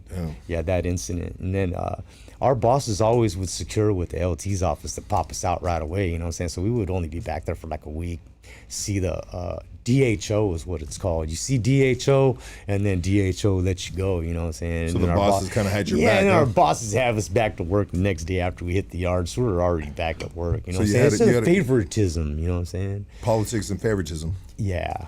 It always happens like that, but it's crazy sometimes when you see that happen within the correctional officers. Yeah. Where they can pull that. Yeah. Yeah. They came out there and just went to work on that dude. Now, you know what I'm saying, that was like one of the craziest thing I ever seen, bro.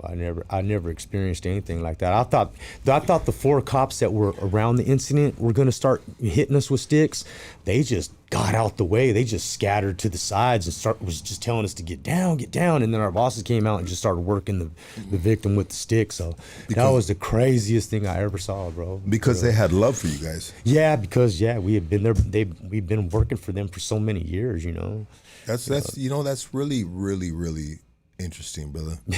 Because there's certain correctional officers, man, that are just like, they the homies, bro. Like and some people may be like, look, what the fuck are you saying, bro? You're saying a correctional officer, homie. No, there's some correctional officers, bro, that love the homies. Yeah. That love, they fuck with us tough. Yeah. They like our get down. They like our stilo. They're just like at awe at the way we move and what we do in the penitentiary. You know what I mean? Yeah. And there's a certain level of respect and favoritism, like you said. You know what I mean? Where it's just like, nah, that's our guys right there. Yeah, that's what happened basically. Like our kitchen hall ain't gonna be the same without these dudes. You know what I mean? Yeah. You know, let's make it like this dude over here is the aggressor. Yeah, right. Yeah, that blew me away, man. That was the craziest situation I'd ever been in right there. Yeah, no question. And yeah, no, that's dope. You know what, let's pay some bills real quick. Guys, let's pay some bills. And we're going to be right back with Looney. Let me pay these bills right here. There we go right there. What's up, my dogs? Yeah. This Friday night's podcast is brought to you by Shockwear. More than streetwear, it's culture, lifestyle of individuality, and self-expression through clothes. I want you guys to go to shockwear.com, use Hoodstocks15. All right, there's Black Friday coming up. There's Christmas coming up. You know, these Shockwear's got great gear. They got quality stuff, man. And they're constantly leveling their shit up to compete with the competitors. You know what I mean? And when we compete with the competitors, you got to compete with quality. Not with no gimmicks, not with, you know what I mean? Sometimes you got a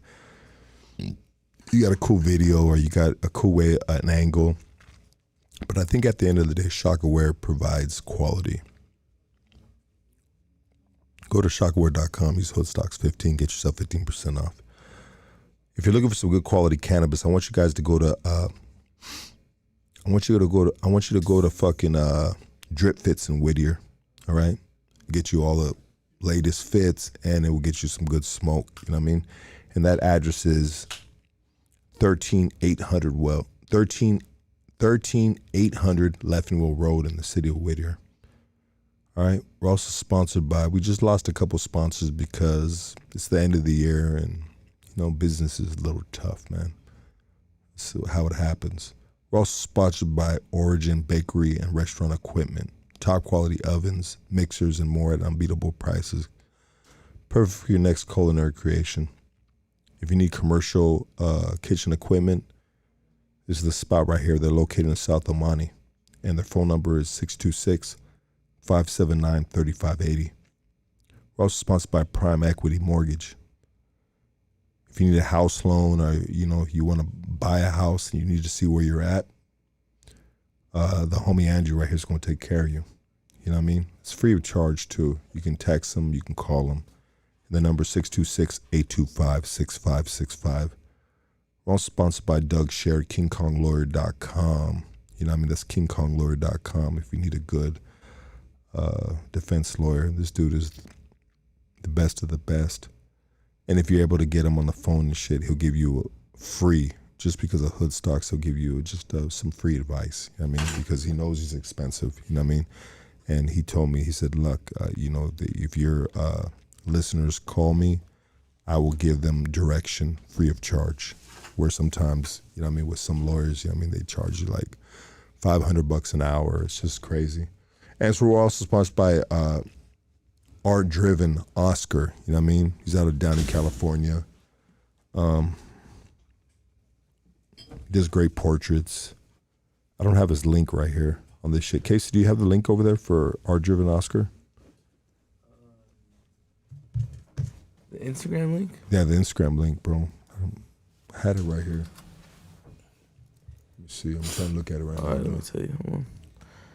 I have it right on this one. Hold on 1 second. Art-driven_Oscar, right? That's 626-722-2898. Yeah. Yeah, and that's our sponsors for now. We don't have a lot of sponsors right now. What happened? I just want to do some people. That Let's shoot over to Looney right here, man. All right, here we go. These are some people that are fundamental to me in my life. You know, that I want to sponsor as well. You can contact me for any handyman work, carpentry, roofing, drywall at Brian Viramontes 7 at outlook.com. And then this is a Chapa fitted hat right here, and you can reach out to Chapa at this. His IG is Chapa _fitted. Okay, and then we have here Mikey's Music. That's on IG. You can contact Mikey for music at Mikey's and music spelled MUSICK. And then we have Tattoos by Canijo, and that's Tats, TATTS by Canijo. If you need a tattoo, you can go to Canijo for a tattoo. And here we have my homeboy Costco. He does termite control. His name, and you can contact him at this phone number, 562-925-0370. If you have a termite problem, he'll go out there and fix your problem right away, whatever it is. And that's who I wanted to represent today. Absolutely, Absolutely, man. Good shit. They said Lucky hitting you up with that vest on and camo hat. Yeah, don't. Carhartt vest. www.50racks.com. Hat. What'd you say? Oh, hitting you up. I ain't hitting nobody up, bro. I don't hit nobody up, bro. I ain't. I mean, me hitting somebody up, like if I meet somebody, I'll be like, I see he's gang related. Right. And he's introducing himself by his first name. Out of curiosity, I'll say, hey, dog, where you from, dog? But that's not in a way of like I'm gangbanging on him. I just kind of like, right. Yeah. Give me a little bit of more information, bro.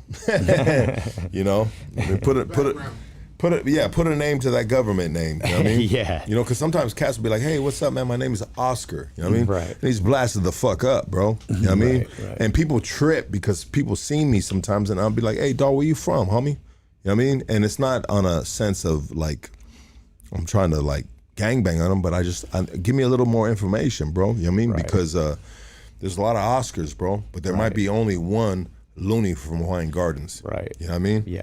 And that kind of like gives me a little it adds a designation of where the man's from. You know what I mean? Right. Lucky is a pretty big dude. Maybe I don't know what the fuck you're saying, bro. Because I'm 5'2". Because I'm 5'2". Yeah, bro. Bro, I got a fucking Caucasaurus Rex, bro. Next to your 5'2" ass, bro. I don't got a big dick, bro. I just got it's just like a fucking, it's just a regular fucking wiener, bro, from Wiener Schnitzel, dog. You know what I mean? I don't got no Costco dog, no crazy shit like that, you know what I mean? Yeah. It's just an average size, fucking half Mexican, half Jew, fucking dude but he's like a ninja though, bro. You know what I mean? He's a ninja, dog. You know what I mean? Knows that secret shit.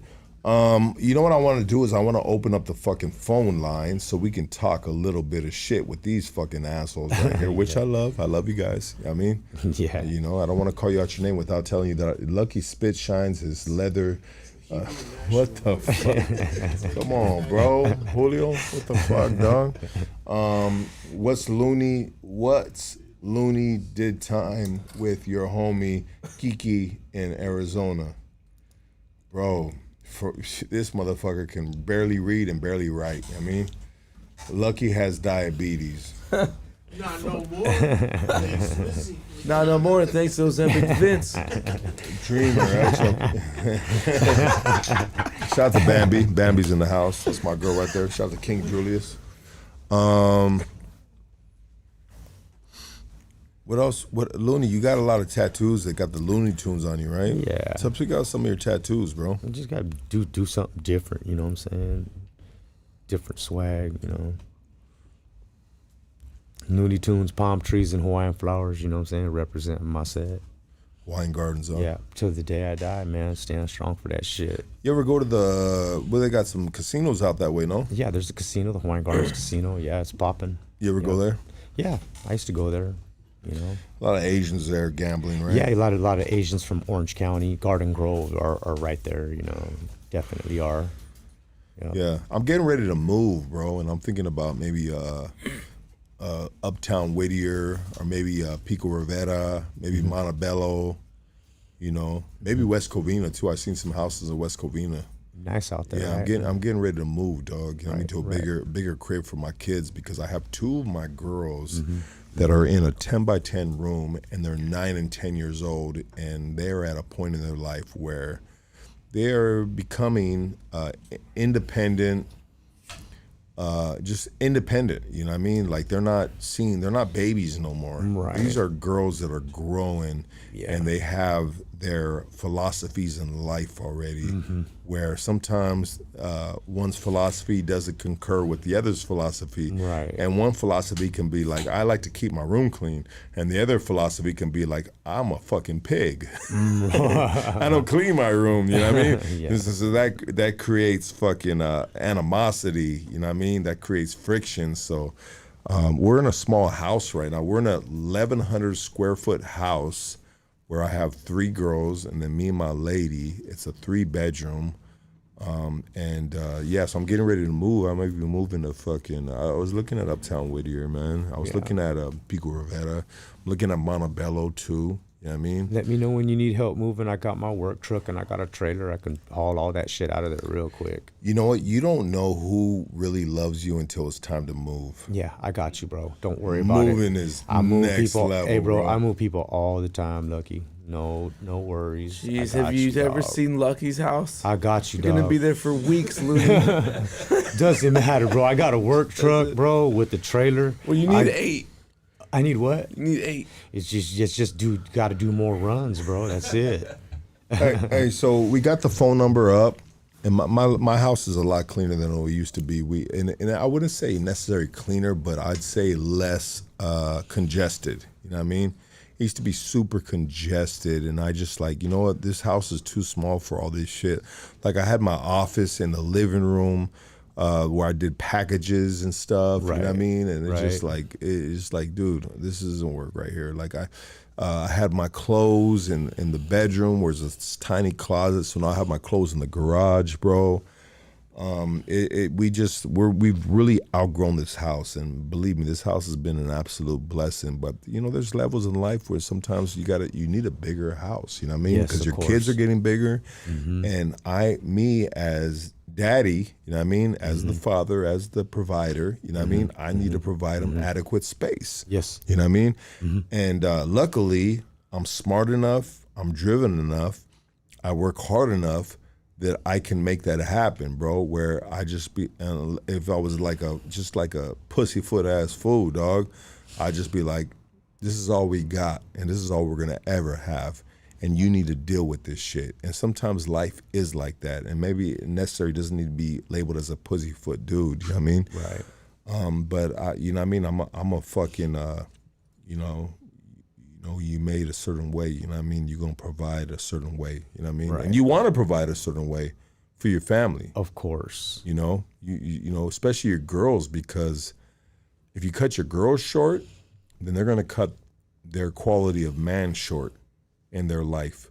They're gonna settle with some bitch ass food, bro. Yeah, no. They ain't gonna give them shit, bro. And so I'm gonna set the bar as high as I can, Yeah. bro. Yeah. You know what I mean? Agreed. Make it hard for the dude to get any of my girls, you know what I mean? Right. I'm gonna set the bar dumb high, bro. Like, bro, you gotta step to the daddy status, because this Yeah. is what they used to, you know? Right. Right, fool? Like, Yeah. I see the homies right here shaking their head and shit. Yeah. 'Cause if you got girls, yeah, bro. because they got kids too. They Yeah, got if daughters too, bro. If you got girls, My bro, you homeboy. just like you don't want, like, my pop set the bar low that my sisters married some goofy ass fools, bro. And I didn't realize that till I got a little older and got my shit together. And I was just like, damn, that's why my sisters married goofy ass fools, because my pops was just a bitch ass fool that set the bar. I don't want to say that too hard, bro, but I'll say that a little bit. Maybe I should refrain from using the bitch ass shit. And but it's important, bro, to set the bar high as a father in order for your girls that you love so much, bro, and you want the best for them. Yeah. You know what I mean? So they don't settle with less, with a fucking punk ass fool, dog. Agree. A punk ass fool that's just gonna give them the least amount of shit, because that's what they're accustomed to, the least amount of shit. Right. You know what I mean? Because if you can just over exceed a little bit over the least amount of shit, then they're gonna be, oh, this is better than what I grew up with. You know what I mean? So this is great. You know what I mean? This is better than, you know, and like, no, set the bar high. As a father, set the bar high, and so your girls can, you know what I mean, when they go out, or they have relationships, you know what I mean? They can go in there with pride and respect. You know what I mean? Yes. Agree. Yeah. Strongly agree. You have a daughter. You have daughters, right? Yes, I have daughters. Yes. How was it having daughters? You gotta be more attentive to your daughters than you do your sons. You know what I'm saying? You want the best for them. You know, and like you said, you gotta set the bar high. You know, I agree with that totally. But I've been locked up most of my life, so most of my children, they're just I've just been in prison. You know, a deadbeat dad in prison, and I don't want that for my new baby daughter. You know what I'm saying? I want her to have the best in life. I wanted the best in life for all my kids, but it was impossible because I made it impossible for myself to be there for them. You know, and I accept the I accept that I failed my children, but they're all adults today. You know, and I failed a lot of my kids, bro. Straight up. And since the failure of a lot of my kids, the little ones that I have since I've been out on this time that have gotten the best of me, Right. the best version of me, yeah, I'm just like, shit, I ain't gonna fail them, you know, Right. because I failed the other ones right. big time, bro. I failed my other kids, like, tremendously. Yeah, me I too. failed them tremendously, bro. Yeah, me too. Where I can't implement the ideology that I have now within them. And if they hear me saying this, it's like blasphemy, bro. It's blasphemous. It's like, shut the Yeah, fuck up, yeah. fool. It's just they don't. Fuck you. We don't know that guy. Yeah, You know what I mean? But you don't know that guy, but the little ones do know Yeah, this guy. yeah. You know, So- and it's a huge contradiction. yeah. dog. It is, man. Let's get this phone call right here. Hey, you're on Hood Stocks. Talk to us. Oh, damn. Miguel. He donated like 200. That's one of two. Well, let's give him a shout out in a minute. You're on Hood Stocks. Talk to us. Yes, sir. I'm from San Jose, man. My name's Jose. Damn, it must be dope to be from San Jose and your Hell name yeah. is Jose, bro. That's cool as fuck, bro. Hell yeah, right? Yeah, I don't Jose see it from like San that, my Jose. boy. Yeah, I feel it, bro. It's a silly joke, but go ahead, brother. Talk to us. Nah, I'm just here to clown on you a little bit. You remind me of Los Morenos that are always on light duty. On light duty? Nah, I ain't on light duty, baby. I'm a heavy duty motherfucker, bro. I work the way I like my t-shirts, bro. You know what I mean? Heavy duty, bro. And that's fucking Hey, it. shout Dumb. out to your guests and shout out to you, Lucky. Appreciate you, brother. What's your name again? Jose, right? Jose. Jose from San Jose. Much love, brother. I appreciate you calling in on a Yeah, Friday hey, I've been night. watching you for a couple of years, man. We love your show out here, my boy. Yeah, you know what? I love you guys, bro. I love all my Bay Area homies. I love all my up north homies. You know what I mean? I don't give a fuck if you from the double S or you from if you a Norteño doggy. You know what I mean? Like it's all love, brother. And I thank you so much. Nah. I'm actually I was brought up in the opposite side, so I dealt with that too. You know what I mean?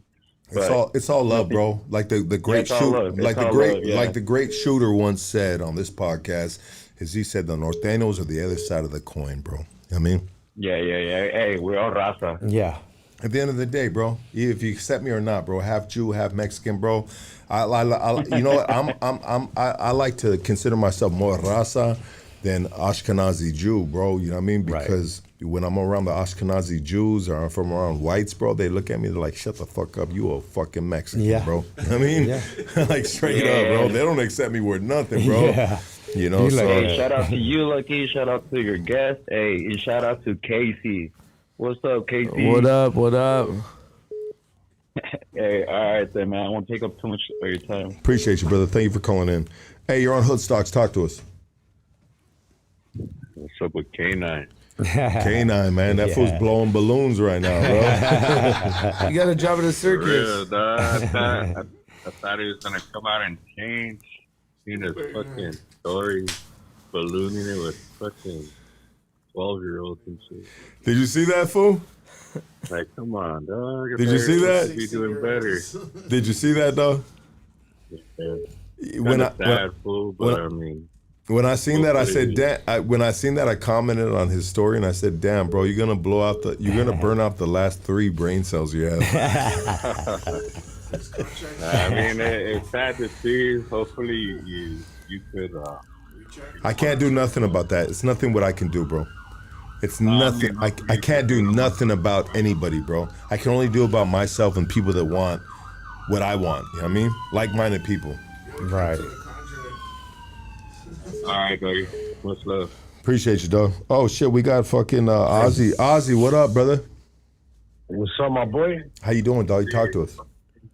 Chilling, dog. Just want to say what's up to my boy Lucky, my boy Looney. Yeah, that's right, You my know, G. I'm proud of you guys. Yeah, you know, thank just you, doing your bro. shit, my boy. Yeah, man. Taking care of business, dog, while you're dealing with all this shit going on in life, brother. Yeah. I wish you the best, bro. Hey, thank you, Karnan. Thank you. Jeff Mo, baby. Ozzy, Jeff Mo. God bless you, man. I appreciate you guys, dog, and we'll keep in touch soon. We'll talk soon, dog. Yeah, see Let me you, know, Ozzy, baby. man. Right Yeah, on, absolutely. man. I support Jeff Mo. Yeah. Likewise, dog. You guys have a great weekend. You You too, have a brother. blessed one, brother. Appreciate you, brother. Let's give a shout out to homie right here, Miguel, bro. He started off this one. He said, I got you, Lucky. I got 20 paisas that work for me. Damn, bro. Hell yeah, you do, bro. You dropping off these hundreds, bro. Dude, bro, and mad love. You take care of your family. I got you, bro. Damn, Miguel's a real motherfucker right here. Not just because you drop money, because you just support what we do right here, dog, which is a struggle. Hey, you're on Hood Stocks. Talk to us. What's the deal? Hey, shout out to my boy Lucky and Hood Stocks. You feel me? We coming from San Bernardino, IE right now, but hey, shout out to Hood Stocks, bro. Yeah, shout out to Wee. IE. Motherfucking San Bernardino's the new South Central, bro. Don't play with it, bro. That shit crazy out there, bro. Hey, it's crazy, but we Dino, the fuck new with Lucky, though. South Central, bro. They don't fuck around out there, dog. It's dangerous out there, dog. It's a wild, wild west, homie. I ain't fucking with Hell San yeah, Bernardino. but hey, we fucking with you, Lucky. So Appreciate you, yeah, dog. my boy. Yeah, you know I fuck with San Bernardino. You know I fuck with IE, dog. You know what I mean? Those are the bros right here. All the homies. You, everybody, bro. Like San Bernardino, yeah, dog. hey. That's gutter, bro. Hell yeah, bro. Stay up, man. I Appreciate- fuck with the broadcast for real. Thank you, bro. Appreciate you, dog. Have a good weekend. You too, man. Yeah. San Bernardino, man. Yeah. I.e. You know what I mean? Like, I don't know, bro. Like, IE's always wanted that claim of fame in a sense. Right. You know what I mean? And now that you got it, do you still want it? Yeah. You know, like, dude, like, because everybody's always talked about South Central. You know what I mean? But let's be real, bro. Let's talk about let's talk about San Bernardino. Let's talk about parts of maybe Palmdale, maybe. Right. You know what I mean? Yeah. Because a lot of the cats that used to like, not that the homies that are initially from these areas, you know, weren't grimy, weren't gutter. Yeah, they were gutter, they were grimy. Right. But now that you got your real claim of fame. You know what I mean? Like I don't want to live in San Bernardino. Fuck no, bro. You know what I mean? You know, I don't want to raise because I can live anywhere, bro. But it's not where I want to live at now. It's where I want to raise my kids at. Right. You know? Definitely. And it's hood. It's hood. San Bernardino, Palmdale, Lancaster. I visited one of my homies one time in Lancaster, bro, and I went to the liquor store, bro, and it was like a music video, bro. You know what I mean? Like, it's hood, man. Yeah, it's ghetto. It's ghetto, dog. Ghetto. See everybody in the chat right here.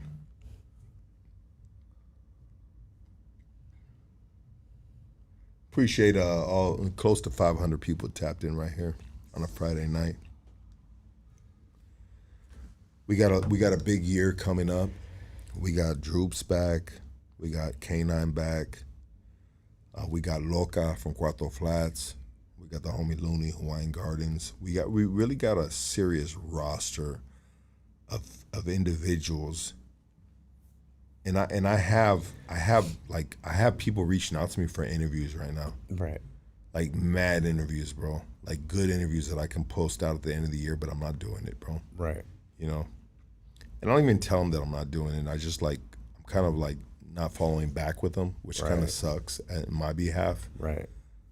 But I got big dog interviews coming up, you know what I mean? For the beginning of the year with all the fellas, you know what I mean? And bringing all these guys back on comes with like me making sure that I pay them correctly, and that includes you as well. You know what I mean? You know, so I have I'm waiting for the beginning of the year to come before I kick that off, but I have a heavy load on myself to make sure that I take care of these guys. You know what I mean? I take care of you. I take care of Droops. I take care of K9. I take care of Loca. Of Casey. Of course, Casey's already under contract, and we do what we do with Casey. You know what I mean? I take care of Casey, right? Everybody under contract, and I think that's the best way to move when you already know what you're owed. You know what I mean? Because there was a point in time where I did hood stocks, so it was like, bro, let's see what comes in. You know what I mean? Whatever comes in, we'll try to give a little here, give a little there, show a little love, you know? Right. And that's kind of like the wrong way of doing it. But when you're just coming up, you just got to do it however you can do it. And luckily from the guys, I'm even with Droops and K9 and Casey, Preston, everybody that's been on the podcast, they've been like super cool with me on that, bro. Like they've been just I don't know if they've trusted in me a little bit or if they've just they've enjoyed their time right here, so they deal with some of the imperfections. Right. Or they deal with the struggle, like the real struggle of a podcast, like a subculture podcast. Right. It only gets a certain demographic, you know what I mean? Right. You know? Like I had that one brother on recently. What was his name, Casey? Ralphie. I had Ralphie on. And I had him on, and he kind of dropped the ball a little bit, and he's a brother from Brooklyn. Right. I'm gonna put the business out there right now, inside business, and so Jorge Peniche from Marathon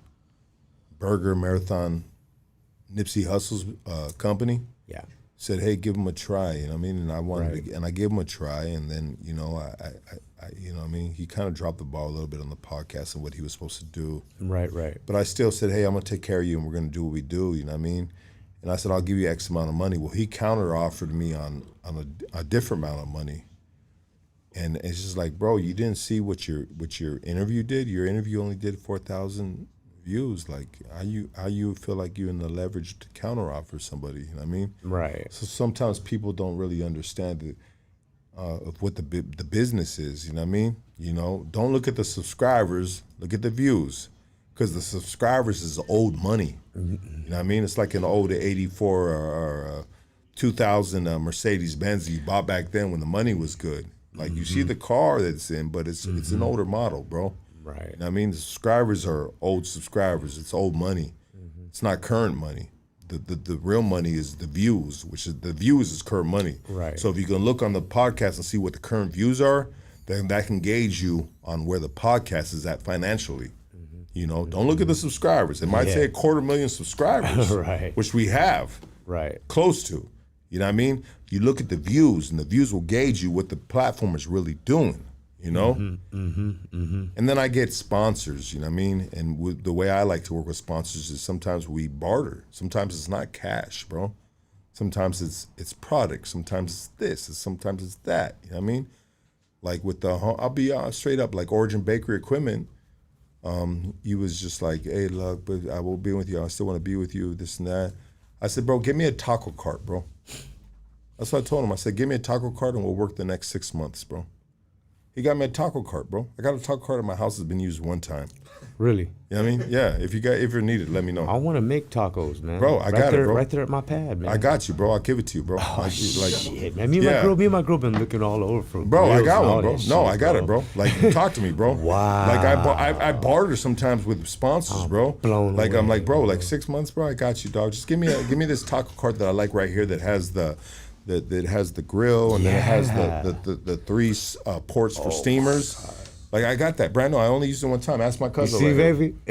Yeah. My girl's watching. Yeah, like you I'll just give did this. But like I barter, bro. I barter. So Wow. sometimes people don't understand. Like the Hood Stocks is a powerful platform within the community. You know what I mean? But sometimes we're powerful in the sense of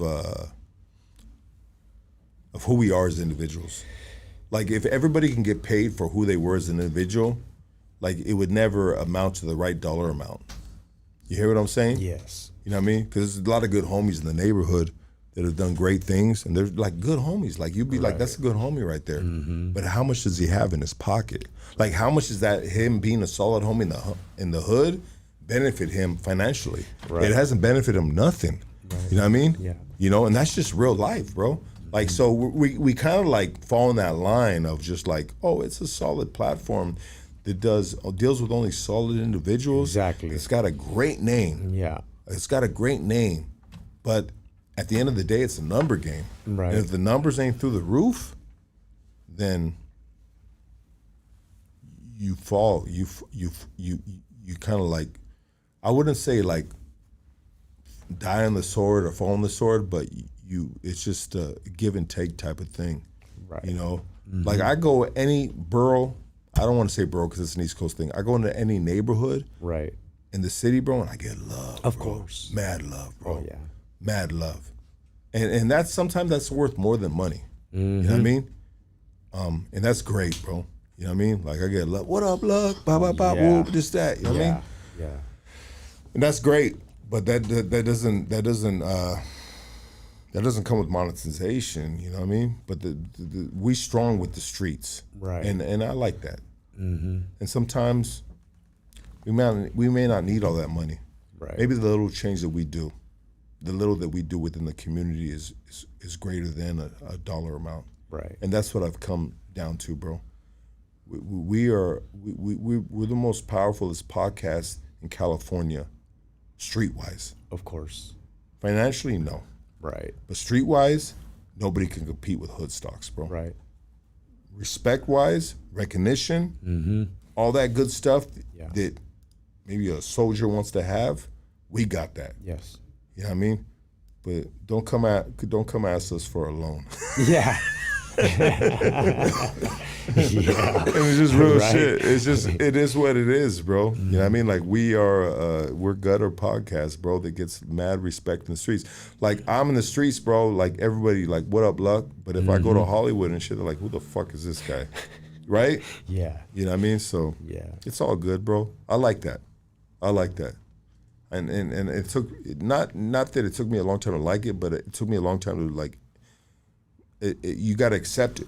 Right. Like, you know what? This is good enough. Yeah. This is good enough. We're doing good for our community. Yes. You know what I mean? And sometimes doing good enough for your community, you're making a change little by little. Having a good name, brother. Well, you know, little changes is great changes, you know, that you're implementing in your community. Yes. You know? You know, sometimes in politics they say, well, don't worry about the government politics, worry about the city politics. Because city politics you can change. Right. Government politics, you may not, it might be out of reach for you. So we just try to deal with, like, city politics, you know what I mean? Right. You know? The little changes are good changes. They're impactful. You know? Definitely are. I mean, one day I'd like to move into a city that I really fuck with, and I'd like to be a part of the city council. You know, I'd like to be involved in that. A part of a city council. You ever think about that? No. No? No. Yeah, I don't think about the city council politics too much, you know. I just want to just go to work, man. Yeah. And take care of mine. Where do you see yourself in 10 years from now? Which is important, 10 years. In 10 years from now, I want to have my own house in the forest, you know, in a forest somewhere. You know, maybe Oregon, Washington, Northern Cali. I don't know. But I do want to be in a forest where, you know, I want to be with trees, man. I've just been in this concrete jungle my whole life and behind a wall and human storage facilities to where I just want to just be amongst the trees, man. One day. I think we all think about that. I think we all think about being in, like, a desolate place where it's just like there's not too much control, right? Mm-hmm. You know? But I think when we get to that place, we could potentially be lonely and lost because we are accustomed to the city. Mm-hmm. But I think you might defy those odds, bro, because I think you're a little different. Mm-hmm. Huh? Duck Dynasty, yeah. Yeah. I think about that, bro. Yeah. I think about. I'd rather be out there. I do think about that, bro. I think about that, and I think I think we think about what we don't know, and that's what we don't know. Right. We think we're gonna like that, but when we're actually in that position, are we gonna? Is that gonna be, like, sustainable? You know what I mean? Right. Like, mentally, is that gonna be sustainable? Right. You know what I mean? Yeah. Are you gonna miss the city? Are you gonna miss the chaos? Are you? You feel me? Like, Yeah, I understand. Do you think you'd miss the chaos? No. No. No. Why do you think you won't miss it? Because you can't beat peace of mind, bro. You know what I'm saying? But you can't have peace of mind in the city? Yeah, you can have peace of mind in the city, of course. Do you have peace of mind right now? Yes, of course. Okay.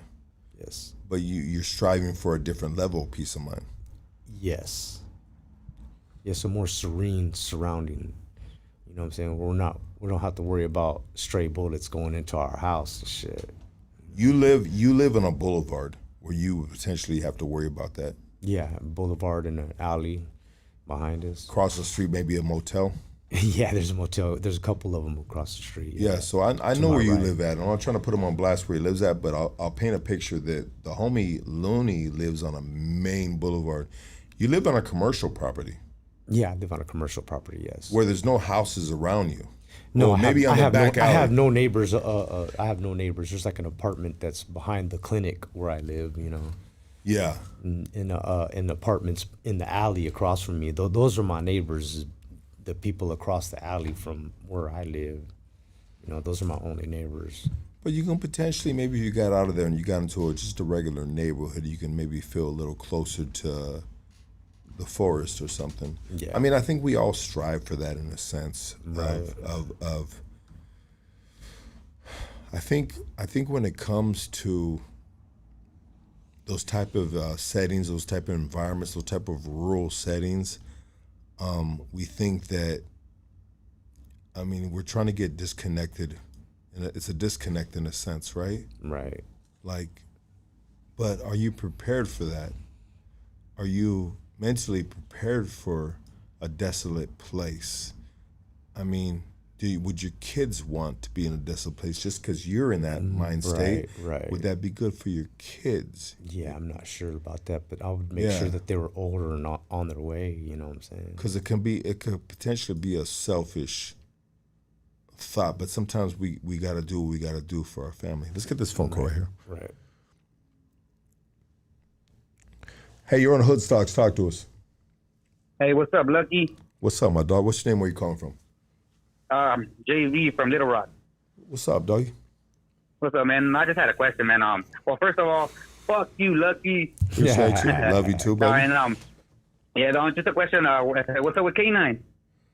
K9's gonna be back in 2026. We've had a conversation, and he signed a verbal contract with me that I was going to take care of him, X amount of dollars per month, because he's earned that. He's got it coming, and so when January comes, I owe this to Droops, I owe this to K9, I owe this to Loca, and then me and the last person that I haven't figured out a contract for has been for the man that's sitting across from me is Looney, which Looney we will go over that and we'll talk about it. What makes sense to him, what makes sense for the platform, where he's gonna be in regards to, so like with Looney, with Loca, with K9 and Droops, those are gonna be dudes that are gonna be on the side or sitting right here. Looney is a different type of dude in a sense of like how I value him. Like he's the inner workings, you know what I mean? He's the dude that goes out and meets the guest. He's the dude that takes care of the guest. He's the dude that's gonna be that's gonna give our guest the first impression. Nobody's gonna deal with the guest except Looney. Looney's gonna greet the guest. Looney's gonna take care of the guest. Looney has a position that represents the platform, I'd say far bigger than the other people that are gonna be sitting in the guest chairs, you know what I mean? And I'm not trying to like sweeten it up or make it sound good, but I think, because Looney has a calming spirit. Looney is the right guy for that. Looney is super chill. Like he talks to you, he'll talk to you in a low voice. Like I've never heard him raise his voice. Looney, Looney makes you feel comfortable and taken care of. You know what I mean? Yeah, sometimes when he's in the background, you can hear him. It sounds pretty chill. You know, he's not over the top, bro, and that's what I love about him, bro. Like he's the opposite of me. And when I can find the opposite of me and shit, I'm just like, all right, I need to keep this guy here. I need to get him in. He's dumb smart too, you know what I mean? He's like intellectual. He's been through all this shit, bro. You know what I mean? So it's just like, fuck, dog. You know what I mean? I gotta find a way to keep this guy. You know what I mean? You know, so for sure. We're gonna figure it out within the month or so. And luckily, I have this month and next month to figure it out with Looney because I figured out with the other ones. And yeah, so that's. All right, for sure, man. Yeah. All right, brother. All right, man. Well, you guys have a good night. You have a best one, brother. All right. Like, we 2 hours in this bitch. What's up, dog? You want to get over there? No. Yeah. Shout out to my homie Brandon and my homie Costco. Cuz, you want to get over there? Thank you, homeboy. I love my homeboys, man. We got them Hawaiian Garden brothers up in there. Yeah, Hawaiian Gardens up in here tonight. Yeah. Lucky is wasted. Too many beers. Nah, bro. I'm not even. Oh, I love you. Homeboy. Not even close to being wasted, Thank you, bro. Thank you, bro. I love you so much, man. Yeah, I love my homeboys, bro. Yeah, thank you so much, man. Bipolar Chipmunk says Lucky has wasted too many beers. Nah. They're the same beer rate you next to the whole time. So Yeah. what are they talking about? Far from wasted, dog. Far from wasted.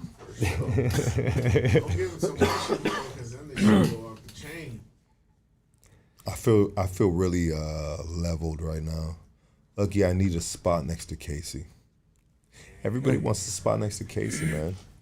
Hey, and I got the opportunity, but I ain't taking it because that fool's a pervert. Come sit over here, PJ. Come on. You know PJ. you're getting a reach around. PJ, come here. Come back over here. You're over here on the that break. little mustache is tickling the top of your penis. Looney has a magnetic personality, and I think that's coming from your wife right there. Yeah, my wife. Yeah, I love her, man. she's so beautiful. Looney, Big Looney is a gift from God. There goes another one from her, bro. She has like 5 accounts. She's like, hey, Yeah. Wolfie, what up, dog? Hello. What's up, Wolf? What's up, Lucky? And what's up, Looney? Hey, what's up, brother? I'm just up and down peeping the podcast today. I'm That's out right. Holly right now at fucking Storm Patrol, and just tapping in. Just want to say Cuba to you, fools. Hey, man. All right, brother. You have a blessed one, brother. Yeah. Hey, stay up, dog. And Lucky, I passed probation, fools. I'm official, homie. Hey, congratulations, brother. I'm official, dog. So I'm fish. I'm a still status now, dog. So I got faith in you. You know what though? I actually really called, dog. I hope you got a banger coming for Thanksgiving, dog, with at least a good ass roast while I'm kicking back, drinking on my 40. It's funny you say that, bro, because I'm gonna drop in something soon, dog. All right, dog. I'll keep getting, dog. You about to stay up, dog. Hey, you have a blessed one, brother. You too. Lucky. Fuck you, homie. Love you too, dog. Doesn't even sound like him anymore. Yeah, Wolfie done sound like he done changed, man. He got himself a good job. He changed his motherfucking shit. You know what I mean? probation. Past probation. Yeah. Rudy, what's up, Rudy? Cute big dog. Right on, Rudy. You know I got your back, homie. Chop off it right here. Chop off it. Is that Rudy right there? Yeah, Rudy's right there. He chimed in right Where there. he got his hats at? 5950. He's pushing this right here, bro. Let me get this phone call right here. Hey, you're on Hoodstocks. Talk to us.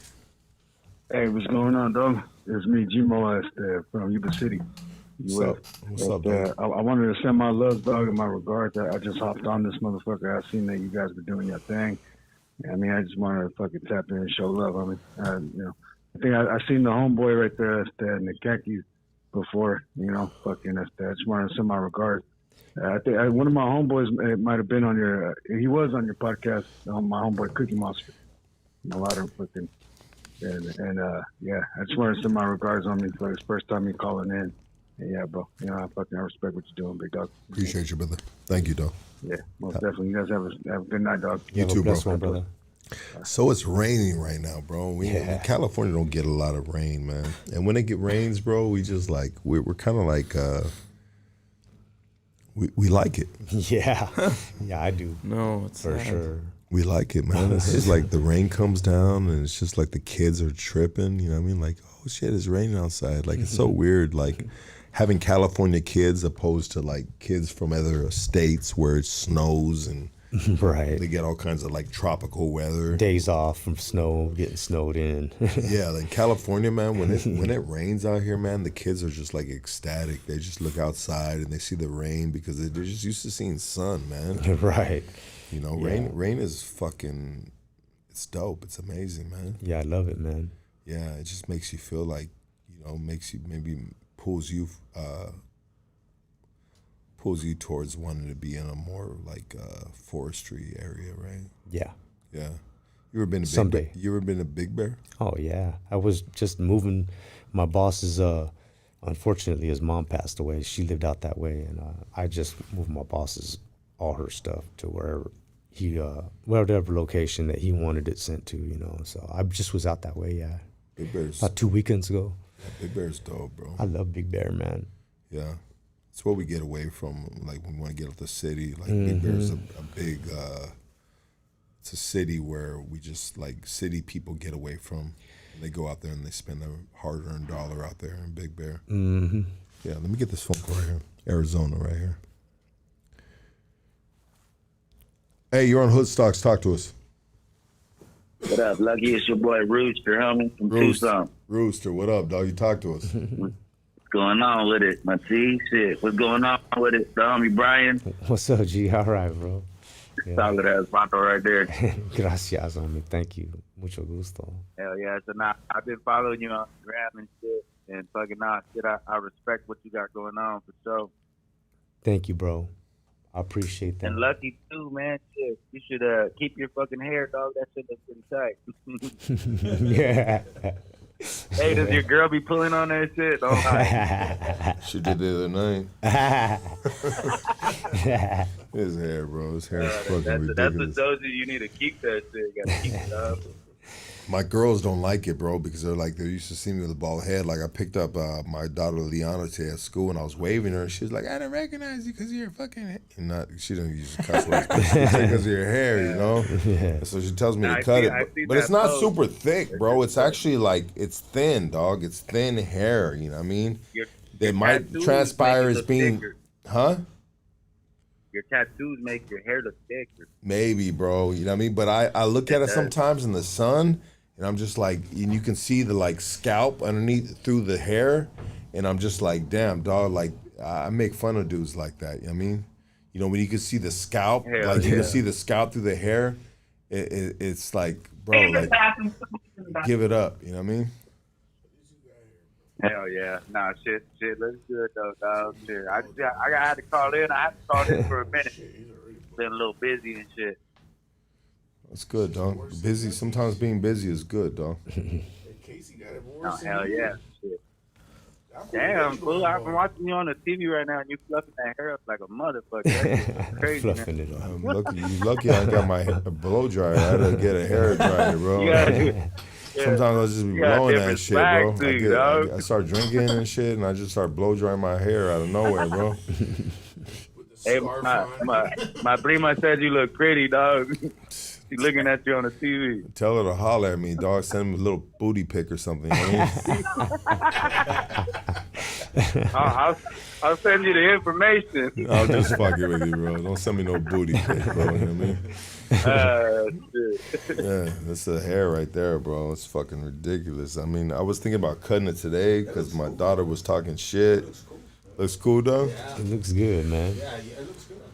Hell yeah. That's the hair right solid, there. Dog, for real. You look like a whole different Lucky, dog. Yeah, bro. You're like a foreman though, huh, fool? Yeah, a warrior's mohawk. Hangs boxes upside down. A little turtleneck with a scarf. Get real proper on your ass. You know, bro, I don't want to, you know what, bro? I'm going to always be a gangster at heart. Like, I'm always going to be that dude, bro. But, like, sometimes you ain't got to look like that dude. You know what I mean? Right. Sometimes you can just be That's like. true, bro. You know? Can you grow your hair out, fool? No. Let me see it. I got widow's peak bad, bro. Like right here. Oh, yeah, bro. I see it, bro. You got the baloney patch right there. Yeah. It's not even widow's peak. It's just an island of nothing. Of nothingness. One side's worse than the other. Yeah, bro. I've been bald all my life, bro. I never even grew hair. Hey, what's popping with Casey too? Looking like a creep in the background. There he goes. Look at that. Show your hairline. Come on. Show that motherfucking hairline. That motherfucking hairline, bro. Yeah. That hairline is like his immune system, bro. Just weak. Balls like a mouth. You don't smoke weed? All right. Go ahead, light that bitch up. Light it up, fool.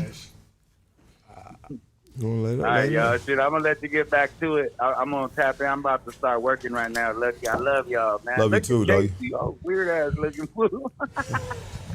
Love you, Casey. Are your cousins don't like this? What the fuck? Your cousin like that for what? Your cousin like that? Fuck yeah. She hit? Yeah, she went to the bathroom, dog. My bad, Casey. She's taking a big old dookie. Should be probably a torta, fool. Hell yeah, you already know. Is she a torta, fool, or what? Be honest, fool. Your primo? Fuck yeah. More shit than you can handle, dog. Don't need it. I ain't gonna do that. Fat highness, bro. Rule the world, bro. Especially the bathroom. Hell yeah. All right, dog. right, dog. Love you, man. Shit, Love you have too, a good dog. one. Yeah. For sure. Can I say something real quick, Lucky? Absolutely, dog. All right, guys. If you guys have anybody or any leads, I have a family who needs to leave where they live. They currently live in a garage that is part of a business, and the city kicked them out, so they have 15 days to leave. The only problem is they're undocumented. So, if you know any studios or one-bedroom apartments, please hit me up so I could forward that info to them. They could pay $1,500 max. So yeah, if you guys got any leads or if you know any property managers or a spot opening up, hit me up. Thank you. So you're all of a sudden supporting undocumented people, huh, fool? You voted for Trump and now you're supporting for undocumented people before you're going to hell, dog. Like 4 people. It's like 2 kids. 2 a kids. wife and a man and a woman. Show a picture of them, bro. You're on Hoodstocks. Talk to us. Loki. What's up, doggy? Why you whistle, fool? I don't know, fool. Hey, Looney. You're not on shout the out, job Looney. site, bro. Hey, what's up, my G? You got a crazy story, bro. You fucking that shit starts going. What you went through, that pain. I Physically. Hope you're doing good. I'm doing great, brother. Thank you so much. Yeah. I'm so blessed. Hey, Lucky. Fuck you. Lucky. You spit on the toilet paper, fool. Lucky. Oh my God. Casey, so back to the people you're trying to help, bro. Like, Oh yeah, what's up? Are they close to you, fool? Yeah. Okay. Yeah, I mean, I just said that undocumented stuff just because you know what kind of deal you know, Right. it's like a cash Sucks rental thing. It kind of sucks when you have to say it like that, bro. Right. You know what I mean? Like, you're kind of like, Because people are like, yeah, just go on Zillow. And like, I'm like, no, like, we can't. I mean, a lot of spots in like East Los and stuff like that, you can get spots, right? Yeah, so just if you guys see anything, just send it. Like just like electrical poles, anything. You know what I mean? Yeah. Squatting? Squatting. Yeah, right.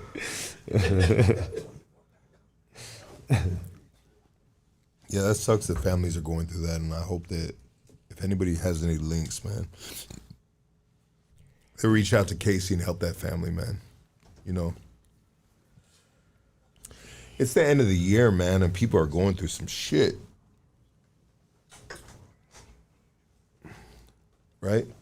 Yeah. Yeah. People are going through some hard times, man. It's the worst time to do that right now, too. Yeah, during the holidays. Yeah. During the holidays, yeah. To be in a predicament like that.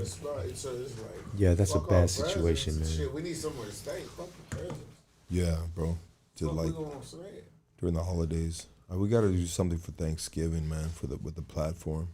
Spread. Huh? Spread episode. Nah, just like something to help the families out or something. I mean, Mm-hmm. help people out. Maybe we'll do a fucking make food and give out plates or something. You know what I mean? Mm-hmm.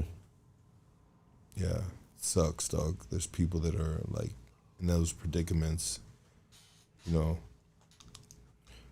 Pressing and hand out turkeys. Pressing, hanging out turkeys. That fool could give out a turkey for the life of him, bro. It was the fucking insurance thing. Yeah, shout out to P said, you think we'll get the $2,000 check from the president? I hope so, bro. I can use that right now, bro. Yeah, we deserve that shit. Not right that now. $2,000 check would be nice right now, bro. Definitely. Right, Casey? Yeah, I haven't had a car in like 2 months. What do you mean? Because some dude with no insurance hit me in Montebello, so then my car was gone, so I couldn't work. And then I got it, and then I got the car back. I had it for like 2 weeks, and then some dude like T-boned my tire, so it's been gone for like 3 weeks now. How does that work with the Tesla Foundation? Well, I guess he has like this Infinity insurance or something. Which is the worst insurance. I used to have that, bro. Yeah, so they're not even trying to pay to fix my car right now. Aren't they supposed to avoid crashing? No, dude, it's called retards. Yeah. Oh, you were Can't avoid that. Well, Casey always for some reason has car problems. Dude, I have car problems. This is like my 12th car. 12th car? Oh yeah, I'm about to whip it. I got to return my rental on Tuesday. And they haven't even fixed my car yet. What car are you driving a rental right now? Yeah. I thought you were driving your lady's car. Well, I did right now because she parked in the spot my car was blocked in. So I was like, I'll just take yours. What kind of rental car you got? The Toyota Corolla. Yeah, I don't. It's like a newer one. So I mean, it's cool, but yeah, it does good on gas. I mean, fuck. I guess. Hey, the gas over here is so cheap, dude. There's this Atlantic gas station on Olympic or something right here, bro. It's $4.05. It's not even gas. It's camel piss, bro. $4.05. Dude, $4.05 is fucking great. That's like 50 cents off right now. Oh, wow. But I usually don't have to put gas, so I'm like conscious of looking at the prices now. I'm like, holy fuck. We let them allow us, like, we allow this? $5 for a gallon of gas? We allow this to happen? Fuck, dude. We're the fucking idiots. It's California, though, bro. Hey, it's never been cheaper. Because, you never find anything cheaper. Well, no, because it's California, bro. Because in other states, Yeah, like, I know. You go to Arizona. Yeah, the California got a fat tax on it. Yeah, California prides themselves on being the richest state in the United States, and they tax but gas. it's due to what we it's not due to the great businesses. It's due to fucking taxing the fuck out of the citizens, bro. Yeah, vicious. You know what I mean? Vicious tax. Honestly, bro, like I want to be a Democrat 100%. I mean, because I feel like Democrats are really gonna go for stuff that more aligns with us, right? You know what I mean? But honestly, bro, the Democrats seem like they're the bloodthirsty motherfuckers, bro, where they've been just getting us all these years, and the Republicans seem like they're really trying to maybe, I mean, it's all bitch, bro, in a sense. Like, yeah. Like you said before, Lucky, it's a swamp, man. Bro, like, both of them are just bloodthirsty, you know what I mean? But it's just like, damn, man. Like, Gavin Newsom, bro, like, give us some love, bro. Yeah. Give us some love, you know what I mean? Like, send us a fucking check right now. Like your fucking fucking Pelosi is like swimming in motherfucking Super baller, bro. Like Pelosi, like they're like, how does a 160% how does a woman that has been making only a little under $200,000 a year with her position have a mansion in Frisco, have so much have tens of millions of dollars, probably more. Like bro, sure. like we just like we're fucked. I mean, I don't know, bro. Like, then her portfolio, her investing portfolio is like 160%. Like, she never misses. Wow. And I agree with bro right there. Let's make a new party. Like, there's got to be. I mean, I like some of the things that Trump's talking about in regards to taking away property tax. Like he's giving the citizens the money, the government money to find, which we talked about earlier, to find their own medical contracts in a sense. He just lifted the tariffs off beef and tropical fruits. So what does that mean? Because like bananas had tariffs, avocados had tariffs. It was making prices higher essentially. So at least it's retroactive in that he sees like, oh, this is actually kind of fucking this whatever part. You know what I mean? He's like, let's fix it. At least. Like, well, let's be honest. Like Trump's a piece of shit, right? I mean, but some of the things that he's talking about is like makes a little bit of sense, right, in regards to the citizens. But nobody's above the system, right, Lucky? Someone said Lucky doesn't know what he wants. You know what, brother? Like, we are all in, we're confused, brother. Like, all of us. Like, because one party says this, one party says that. We agree with this, we don't agree with that. And it's just like it's a seesaw of just like, of confusion. The snake biting his tail. Yeah, just like, bro, like, okay, this sounds good, that doesn't sound good, this sounds good, that sounds good. Like, you can't blame me, bro. You can't blame me for my contradictions or my erratic sense of politics. You know what I mean? Like, 1 minute they're saying something that's good on one side, 1 minute they're saying something that's good on the other side, and 1 minute they're doing the opposite, bro. Like, we're just like, fool, what do we believe? You know what I mean? Like, what is good? You know what I mean? Like, they constantly have us like on the carrot on the stick in the sense, you know what I mean? Right. They were just like, okay, we want to follow you, and then bam, you hit us with ice. I mean, okay, we want to follow you, but then you hit us with these contradictions on the Democratic side. You know what I mean? Like, you can't blame me, bro. Like, I'm just a fucking squirrel trying to get a nut, bro. you know, like, seriously. With that dog. Penosaurus Rex? You're like, yeah, thank you, Ernesto. Like, Lucky knows, like, we know what we want, but what we can have is a whole different thing. You know what I mean? Like, these politics are crazy, dog. Like, they just really got us. Like, they got us in a tumble wash in a sense. You know what I mean? Like, you know. They're never going to give a shit. It's all just show. You know what's fucked up is both sides are in the Epstein files. So Both sides of the Epstein files, Yeah, bro. both Democratic sides. and So one wants Republicans. to blame That's- the other wants to blame- but Yeah, they're both in the Epstein. But who was files, the bro. Epstein That's list why. for? That's why the Democrats didn't release them, bro. When they had the power, bro. Yeah, because they're both But in they're it. both pointing fingers at each other. Like, Exactly. It's It's Every time, man. Every That's why there time, needs to be a dog. new party.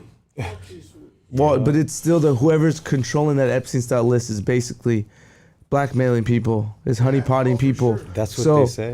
And that's why that's who the real person who controls this is. That's who we should figure out. And I think they have figured who that. Apparently, it's Mossad agents. Lucky, just happy Droops is back. Never get down to the And I almost cried when I heard Droops is back. Droops is back, bro. Droops is back. K9's back. K9's snipping. K9's back. Everybody's He back. inhales bro. them. Yeah. Wait, what? Are we gonna get a tank in here? Oh, they're throwing some out right there by my house. That's actually pretty funny. Lucky, how's Buddy doing? The dog you gave to your dad. That's a tough subject right there. Shish kebabs. I haven't talked to my pops and I cut him off. Cut my pops off. Here we go again. Cut my pops off. For the 30th time. I cut my pops off because I'll tell you why I cut my pops off. Because it sounds fucked up, bro. I gotta stand for something. So my older sister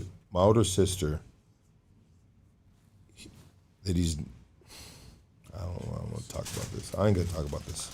Let me get some of those though. I don't want to talk about it. Cut my pops off. His lack of respect for his kids that he brought initially into this world. You know, his lack of respect.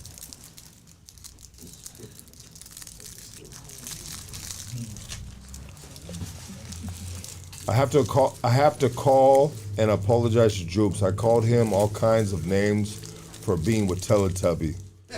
Well, you know what? He deserved that, bro. The fuck? I mean, even if Droops heard that, like, from him going with Teletubby, he deserved all the names that he was being called. I mean, just like sometimes I deserve some of the names I'm called, bro. Like, we gotta... Lucky, you are toxic and fake. Your dad caught a big one? Or? Lucky, you are toxic and fake. Toxic, but never fake, bro. I think we're all toxic to a certain point. I mean, Absolutely. you know, we're trying to figure things out. We have to be. We're trying to figure things out, and sometimes, while we're trying to figure things out through a hurricane, we could potentially be toxic. I mean, until we're right with ourselves, until we could be right with everybody else, and that makes us less toxic. Back to the props. What happened with that?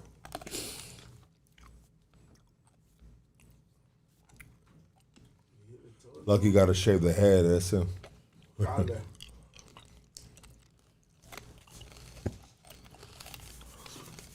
It's like a fluff of a lot of hair, but not a lot of hair.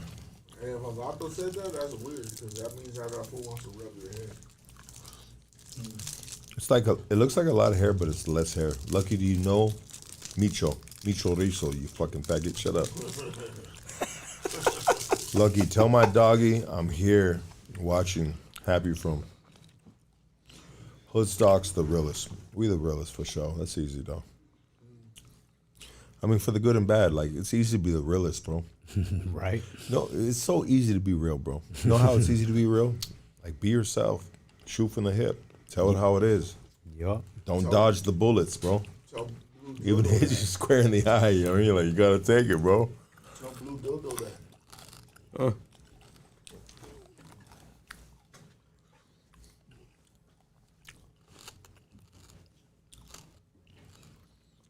Everybody, Victor, what did Victor say? Casey, read that to me. What did Victor say? He said, "Lucky you little Jew boy, come over here." Somebody No, said. he didn't. Where's Victor at? Vicky? Victor or Wonder. Oh, everyone's so worried about the who's on the list, but think the Blade is okay. Oh. The Blade.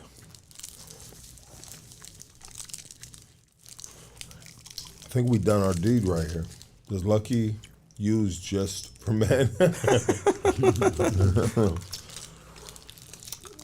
How many people think I should shave my head or keep it, bro? Keep it. Keep it? Yeah? Yeah. Fuck it. Casey said it. I don't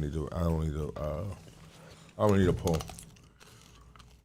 You don't want to, unless you want to instill fear to your journeyman and apprentice. I want to, yeah, I'm trying to look a little normal, bro, to fit that. You need a man like Looney on your team. Sometimes you need a calming spirit. Yeah, Looney's super calm, bro. That's what I love about him. That's what I love about Looney. Looney's super chill, bro. Yeah, Looney, have you always been a saint? No, bro. Have you always been calm, bro, like that? You're pretty chill, bro. My homeboy right here will tell you. When I was young, I was something else, bro. But you're pretty calm, bro. Yeah, I just growing.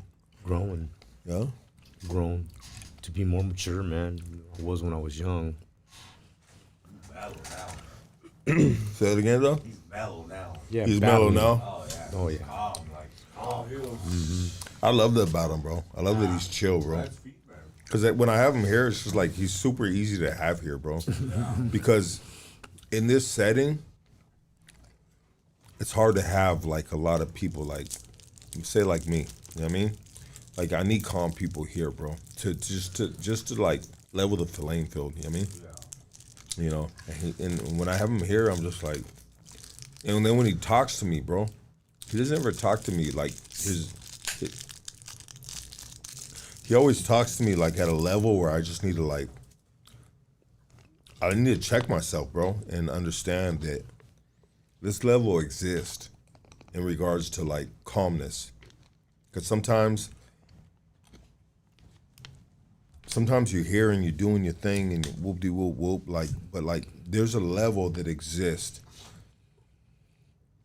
down here. And he rules that. You master that, bro. Thank you. I mean, Appreciate that, man. I mean, you Very did it. encouraging words, man. Thank you so much. I like to be. I want to be calm. Like my kids were like, "What are you gonna do right now?" I'm like, "I'm gonna do a podcast." They're like, "Yay!" No, like yay, like you getting the fuck out of here, bro.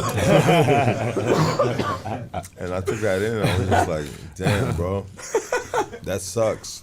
But so what it is I gotta be the bad guy, bro. I gotta be the bad guy, bro. I gotta be the bad guy because my girl's so calm. So when I get home, I gotta orchestrate shit, bro. Because my girl is like, I hate to tell you this, bro, but my girl blows you away, bro. She's way calmer than you, and you're calm, bro. My girl is super chill, dude. My girl is so chill, it's just ridiculous. It drives me crazy, bro. You know what I mean? Mm-hmm.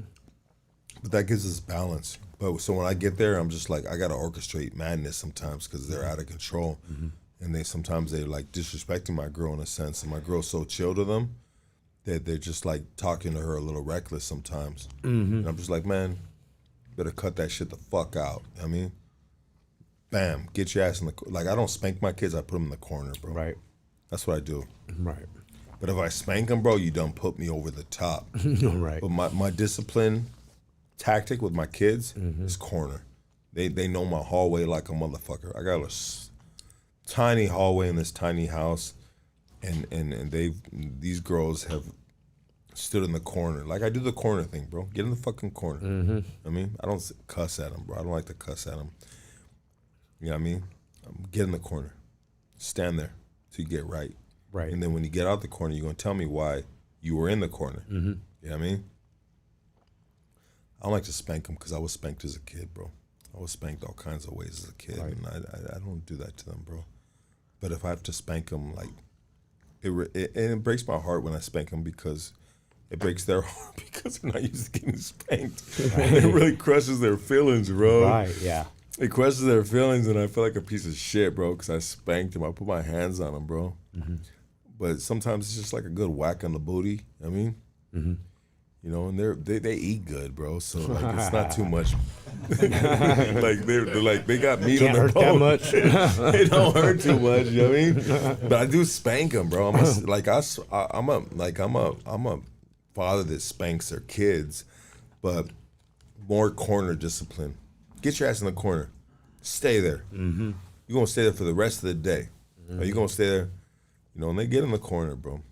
They respect me in that sense, but they don't respect my girl, bro. Because my girl's just too chill, too calm, too easy on them. And I get home sometimes and I see him taking advantage of my girl. And so then I gotta turn into the sergeant, bro. The sergeant of the house. Yeah, no question. Yeah, I hate No that, question, bro. bro. And I get mad at my girl, like, you turned me into this dude with my kids, you know what I mean? Because you ain't standing a strong stance to them, but she is who she is, bro. You know what I mean? And I am who I am. Right. And I don't have a hard time fitting that script, you know what I mean?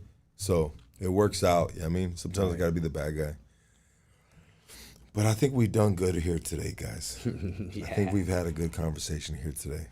I think it's a good time to end this podcast.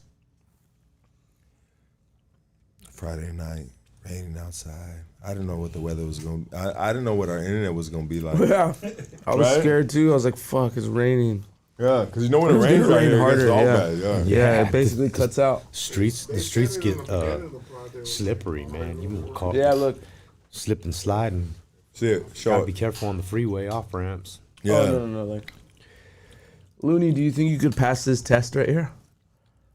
With cigarettes? Yeah, Marlboro Red 100. You think you could guess by smoking one hit? What? You think you could guess which one by taking one hit?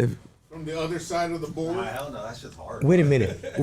What is this? So you have to take a hit of the cigarette and you have to basically tell which one it is, Exactly. which brand it is. Yeah. The other side of the board. If that's menthol right there, I could pass that test. But it's what kind though? Huh?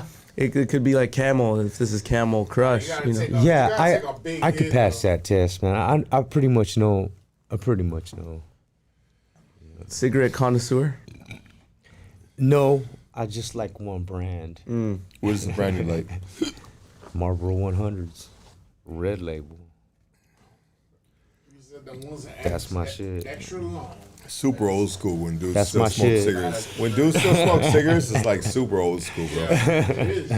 It's like, bro, you ain't smoking a motherfucking watermelon and then, ice. and then people naturally when they see you with a cigarette, they're like, oh my god. So I know I gotta distance myself from people when I'm smoking, even if like I'm on a sidewalk. You know what I'm saying? I just gotta distance myself from people because I get looked at. You know what I mean? So I ain't trying to deal with that shit. I'll stay far enough away, for them to not. It's so trip. uncommon now. It's so uncommon now. Yeah. Compared to back in the day, it was just everybody. Yeah, everybody, even the house, everybody's aunt. Marlboro Reds. Yeah, Pall Malls. You know what's so crazy, bro? Yeah.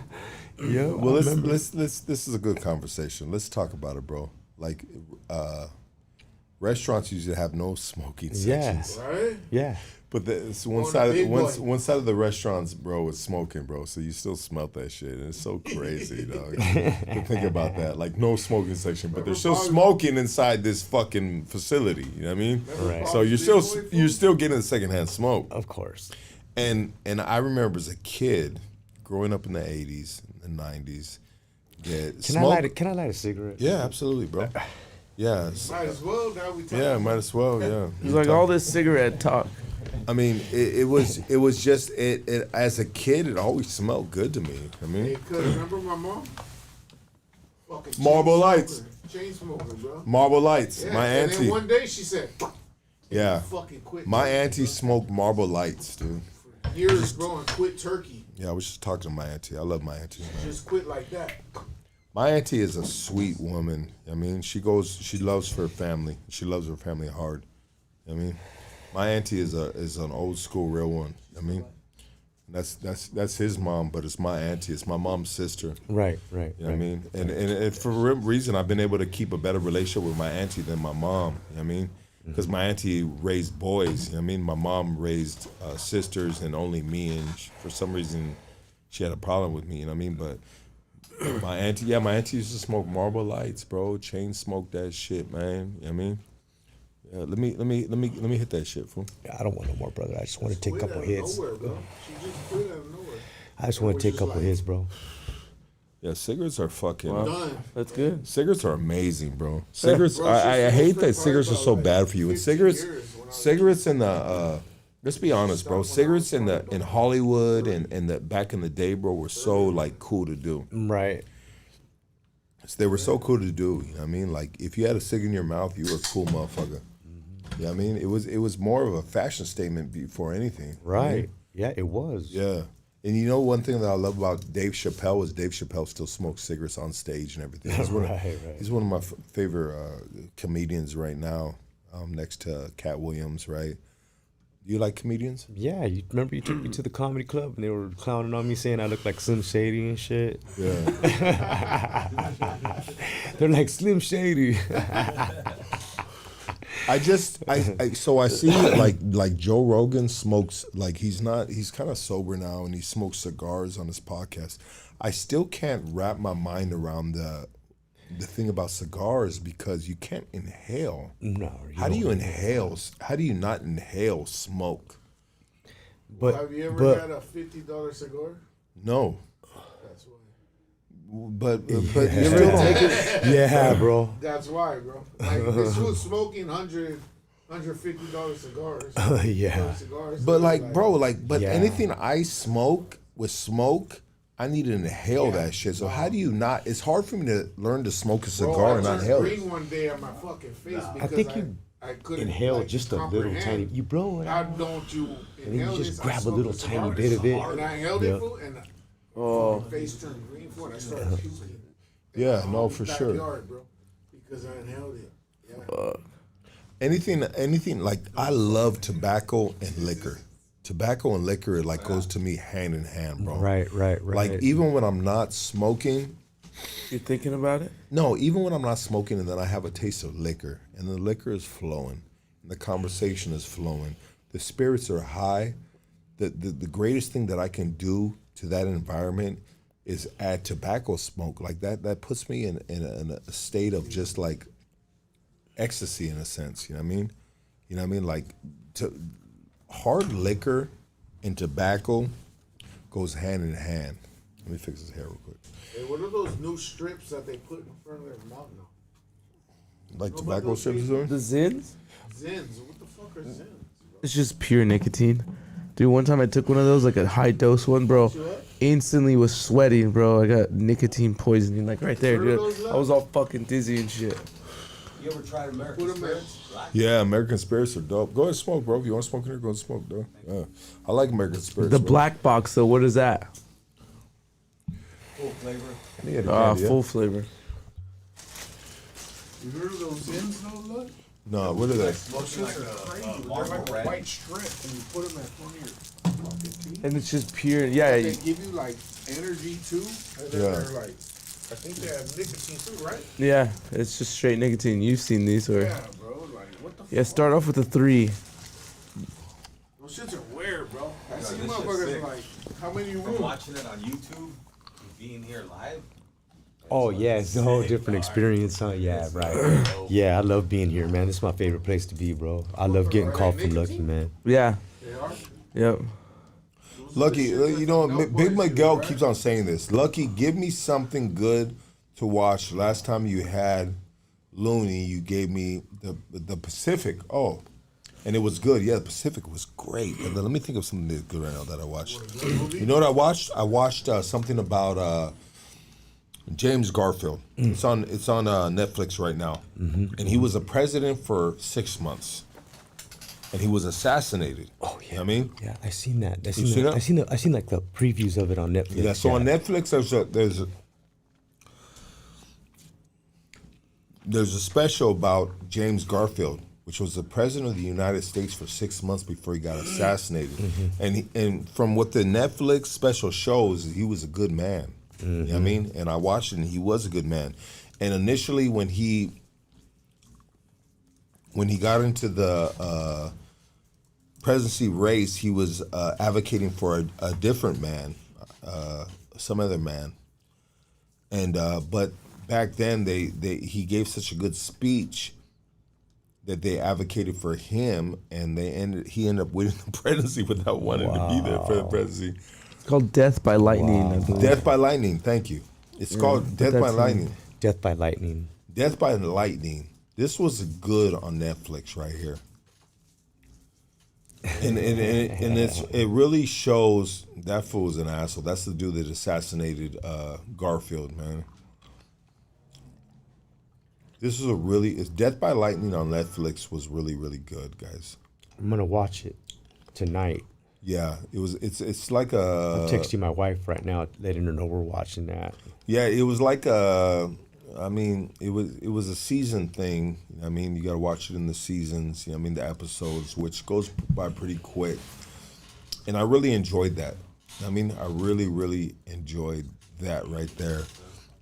I think history is super huge, regardless if you're.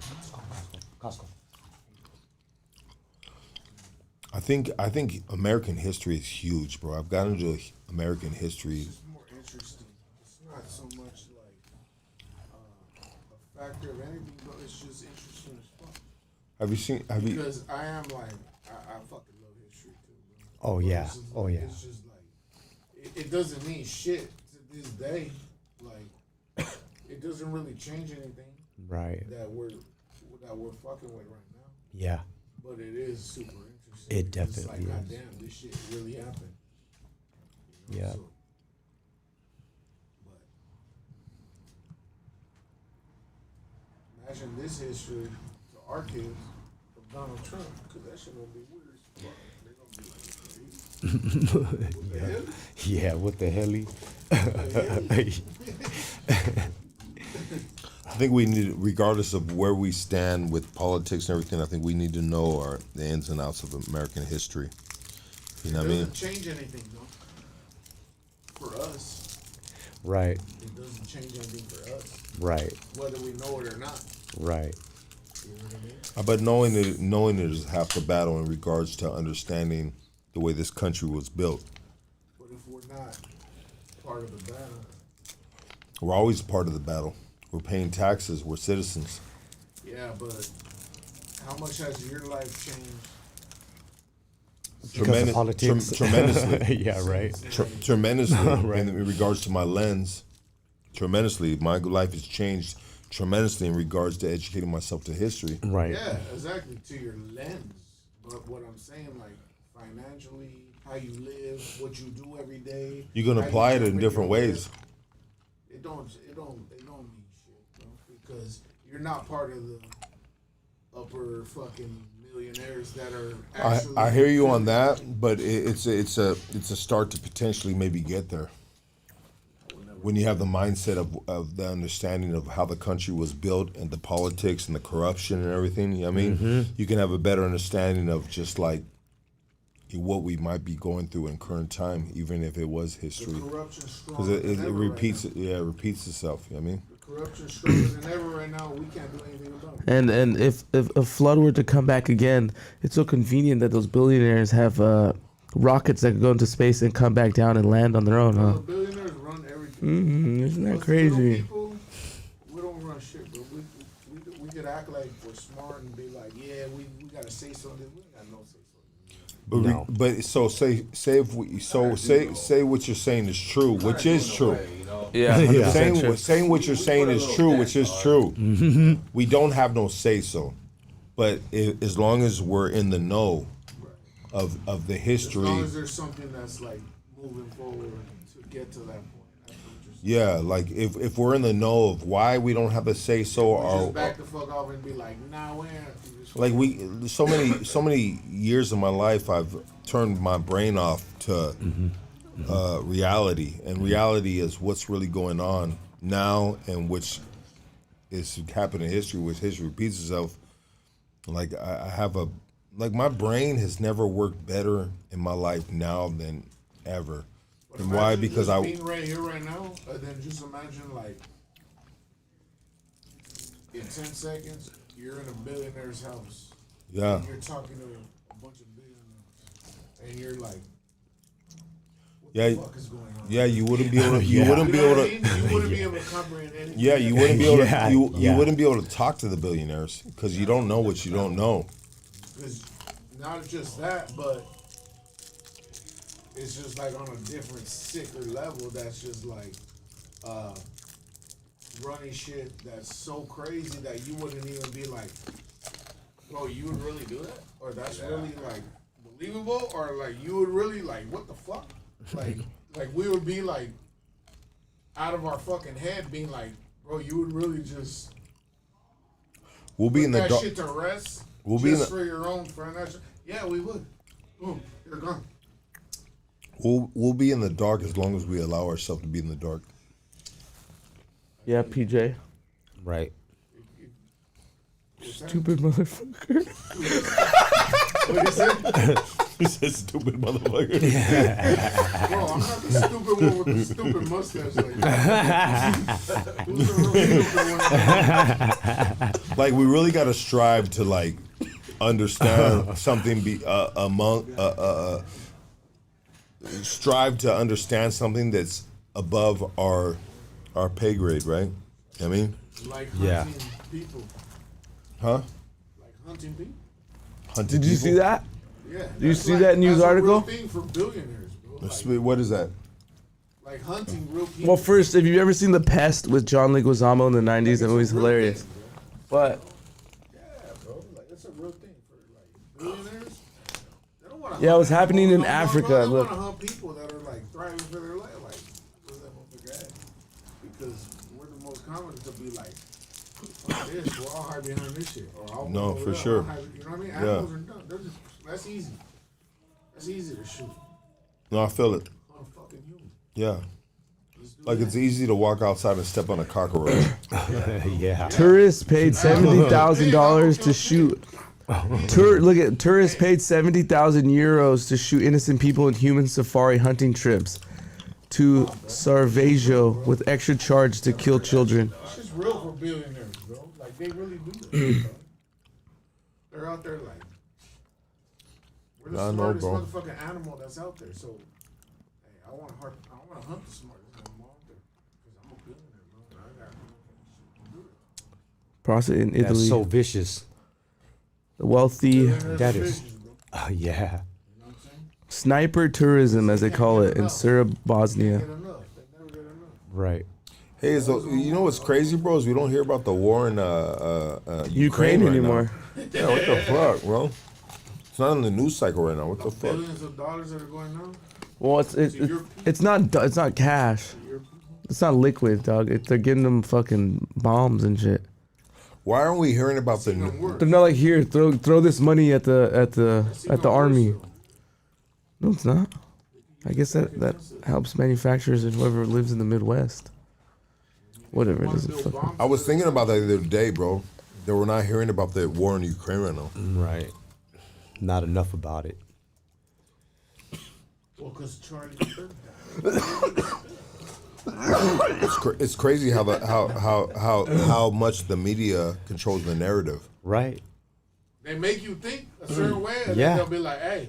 But when they want you to think about something hard, bro, they really pound it into you that this is what you need to be thinking about right now. But right now they're not pressing the war in Ukraine. all about it. No. It's still there. Day 1,361. People are getting tired of hearing about it. Forgot all about it. They're just like, hey, move on to the next thing. But meanwhile, motherfuckers are getting bonded. Crane says it started mass production of new domestically developed interceptor drones. The drones I was thinking about recently is when is the drones gonna be coming and getting canine again? The drone that's following. Remember canine, bro? The drones were coming from. Yo, used to send videos. Yeah, he sent videos of drones coming from. Wow. In the sky. Is fucking Hellcat. Yeah. When the drone was like. Smiley, white garden. Yeah, that's my homeboy Smiley. Yeah, that big Smiley. What's up, dog? Hey, you know what that I fucking love Smiley, man. millionaire gambler fool said the other day? He was like, bro, they don't need to make birds. They don't need to make drones to follow you. They're already following you on your phone. So why the fuck they gonna spend money Your phone is a on tracking a device. fake bird and Yeah. a fake fucking drone? Yeah. Did you All see? you gotta do is go to your phone. Yeah. Did you see Apple release digital ID? What is it?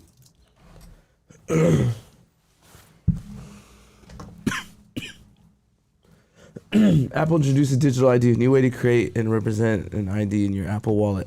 So you get through TSA, you could go different things. Digital ID, which leads to the dystopian future, as was always told, in part of the New World Order. We're here, guys. Welcome. If you read Behold a Pale Horse, Bill Cooper was right. Your daddy fucking, what about your daddy Elon Musk about to be a trillionaire? Someone said Ernesto Ruiz said, "Are we waiting for a Joey Stacks interview?" Joey Stacks won $2,500 for an interview.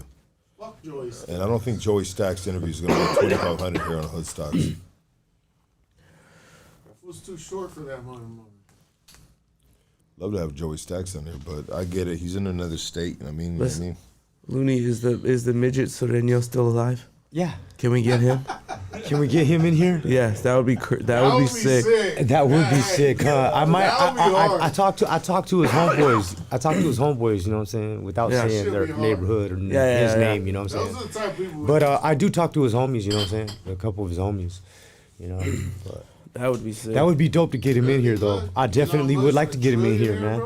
Yeah. First trillionaire. Yeah, Zoom Oh interview yeah, could the work. first one. It would be the first The one. first trillionaire. Yeah. Bro. Not a billionaire. He's gonna Yeah, be the first fuck. trillionaire. That kind of money's crazy, bro. What about that? Throw it. Huh? Throw it at some bitches. That's what I say. Well, you can't even go to King Taco without fucking tabs on you. Hey, I want to say this, man. Fucking the food vlogs that I've been doing big numbers. Man. Have it? Food vlog? That's Yeah. good. The Pepe's one. Hey, That was funny. that one was dope. I wish I could have won. The food vlogs are doing big So we numbers, went man. up on a- Let's do one this Wow. week. It's the weekend. You want to do a food vlog this weekend? What's a good food vlog to do this I'm weekend? down, bro. Hey, go What's to Taco going- San Pedro. Do a cooking vlog, bro. bro. Yeah? You want to do that? Yeah, we can go to Taco San Pedro's and wine. Yeah, let's do that. we Let's can do go over that. there. What, It's- Saturday or Sunday? Sunday. Tomorrow's my daughter's birthday, bro. Okay, let's I do gotta Sunday. be at Chuck E. Cheese. Yeah, let's do Yeah, all right. let's do Sunday. Kitchen and Chuck E. We can go over there. Yeah, let's do bro. Sunday, bro. Let's I'll, do I'll it. buy us all food, I'm bro. so down for that, Yeah, bro. and we'll shoot a vlog on that, bro. Yeah. So down Those for dudes, it. that's what's keeping the platform alive right now, bro. Right. Is those fucking food vlogs, bro. The Taco San If Pedro you look at them, one's got Yeah. 27,000, one's got like 18,000. Yeah, they're like cool. that, They're bro. fun. I like that. Yeah, Yeah. there's Yeah, like we'll people go. like those, bro. We'll go Sunday. But I think we should Yeah, do one, let's you do and it. me or somebody else, but we Yeah, do like let's do a food challenge, like the hot Let's wing do or it. something. Let's do it, bro. It'll be me versus you or something, you know? Yeah, I want to do one cock in, no, it's one cock in Chinatown. It's a Chinese That's what restaurant. it's called, bro. It's one cock, bro. Yeah, it's one cock. But let's do tacos. What is Taco it? San Pedro and Hawaiian Gardens Let's on do it Carson Sunday. Street. Yeah, Let's do it man, Sunday. Popular, Lock bro. it in? Let's lock What it in, time? bro. 12 o'clock? Yeah, let's you be guys there want to roll 12. through? Let's Yeah. do it. Let's all do it, though. We'll Yeah. go over there. 12 o'clock's good. 12 o'clock, say less. Because it's not so damn busy, bro. You know what I'm saying? Yeah, those are fun to do, bro, and they're so Yeah, easy not to too do. busy. And I have my like lady shoot it, or sometimes PJ shoots it. You know what I mean? And I got this little camera that just does it well. We got the mics and shit, and show a little history of it, and the history would be the Hawaiian Gardens history. You know what I mean? yeah, On it's this been one. around for a long Yeah, time. man, bro. that would be fun, bro. Yeah. Okay, I think we're good right here. I love you guys. Looney, give you shout outs, bro. Let's get out of here, bro. Let's go home. All right, man. Shout out to my homeboy Smiley, Menace. Man, I love you guys, man. You guys been big supporters of me for a long time. Shout out to the Blahos family, to the Adami family, to the Aguirre family, I just want to say thank you all for supporting me all this way, man. And you guys are appreciated, and I'm grateful and thankful. Lucky, thanks for being a friend, man. I love you, bro. Shout out to my homeboy Brandon, my homeboy Costco. They're right here with me, man. They're riding with me, man. Thank you so much, man. You guys are a blessing, man. Thank you. Appreciate you guys, man. We're gonna be in Hawaiian Gardens on Sunday, man. Pull the fuck up, bro. Where are we gonna be at, bro? Oh, we're gonna go to Taco San Pedro. Yeah. 12 o'clock, man. 12 o'clock when it's not so busy, bro. Yeah, we'll be there, man. If you guys want to pull up with the right energy. If not, you won't get your fucking get your booty kicked in. Ain't no way to trip on us over there, bro. Yeah, we're not trying to. Like, we're really telling you guys where we're gonna be at a certain time. Yeah. So if you pull up, just pull up correctly, Yeah, bro. man. You know what I mean? But Yeah. and enjoying this on some good festivities and good eating. You know what I mean? Yes, and just, please. You know, but we're gonna be over there on Sunday and shit. Say less. We'll shoot a food vlog, bro. Let's do it, bro. Awesome. That's what's keeping the podcast alive right now. Is the food vlogs, bro. Oh, I didn't know that, though. Yeah, bro. Those little food vlogs, because the end of the year is always bad. I understand. Like the end of every year for hood stocks. This time, Casey knows, bro. Right. Like our numbers just drop across the board. You know what I mean? Right. And so it's business, dog, all the way. Yeah, it's business all the way. Yeah. It's like around this time, homie. It's like everyone ain't, whether it be your type of business or my business. Yeah, it's just the yeah. same. Isn't that crazy, bro? That even the podcast business, and if you think about radio, bro, like I listened to Sway 45 for so many years, and I realized at the end of the year they just take it off, bro, right? Because they know, bro, and then they come back in the new year, right. It's the same time of like good and bad for every type of business. It's Holidays. your business, you know what I'm saying? So Yeah. it's like, it goes Everybody takes the everywhere, last bro. one. Yeah, bro. same type But of right now the food vlogs are keeping this channel alive right now, and like we're low on numbers, but we're able to just pay the bills just with the food vlogs right now because it's just like they're like, all right, cool. Food vlogs, bro, but it's because you're outside, like, you know what I mean? Like motherfuckers like seeing interacting with other people Yeah. that are outside, and you're like, you can go fucking to Home Depot, bro, and be like, hey, I'm gonna redo my shit today. I'm gonna do my garage. Yeah. And you know what I mean? And they'll be like, oh, hell yeah, I want to watch this shit. Yeah, It's for not sure, just for sure. food. It's just like, they Yeah. want to see you outside, bro. Right, They want to see what right. fucking, you know what I mean? Yes. Say less. My cousin knows.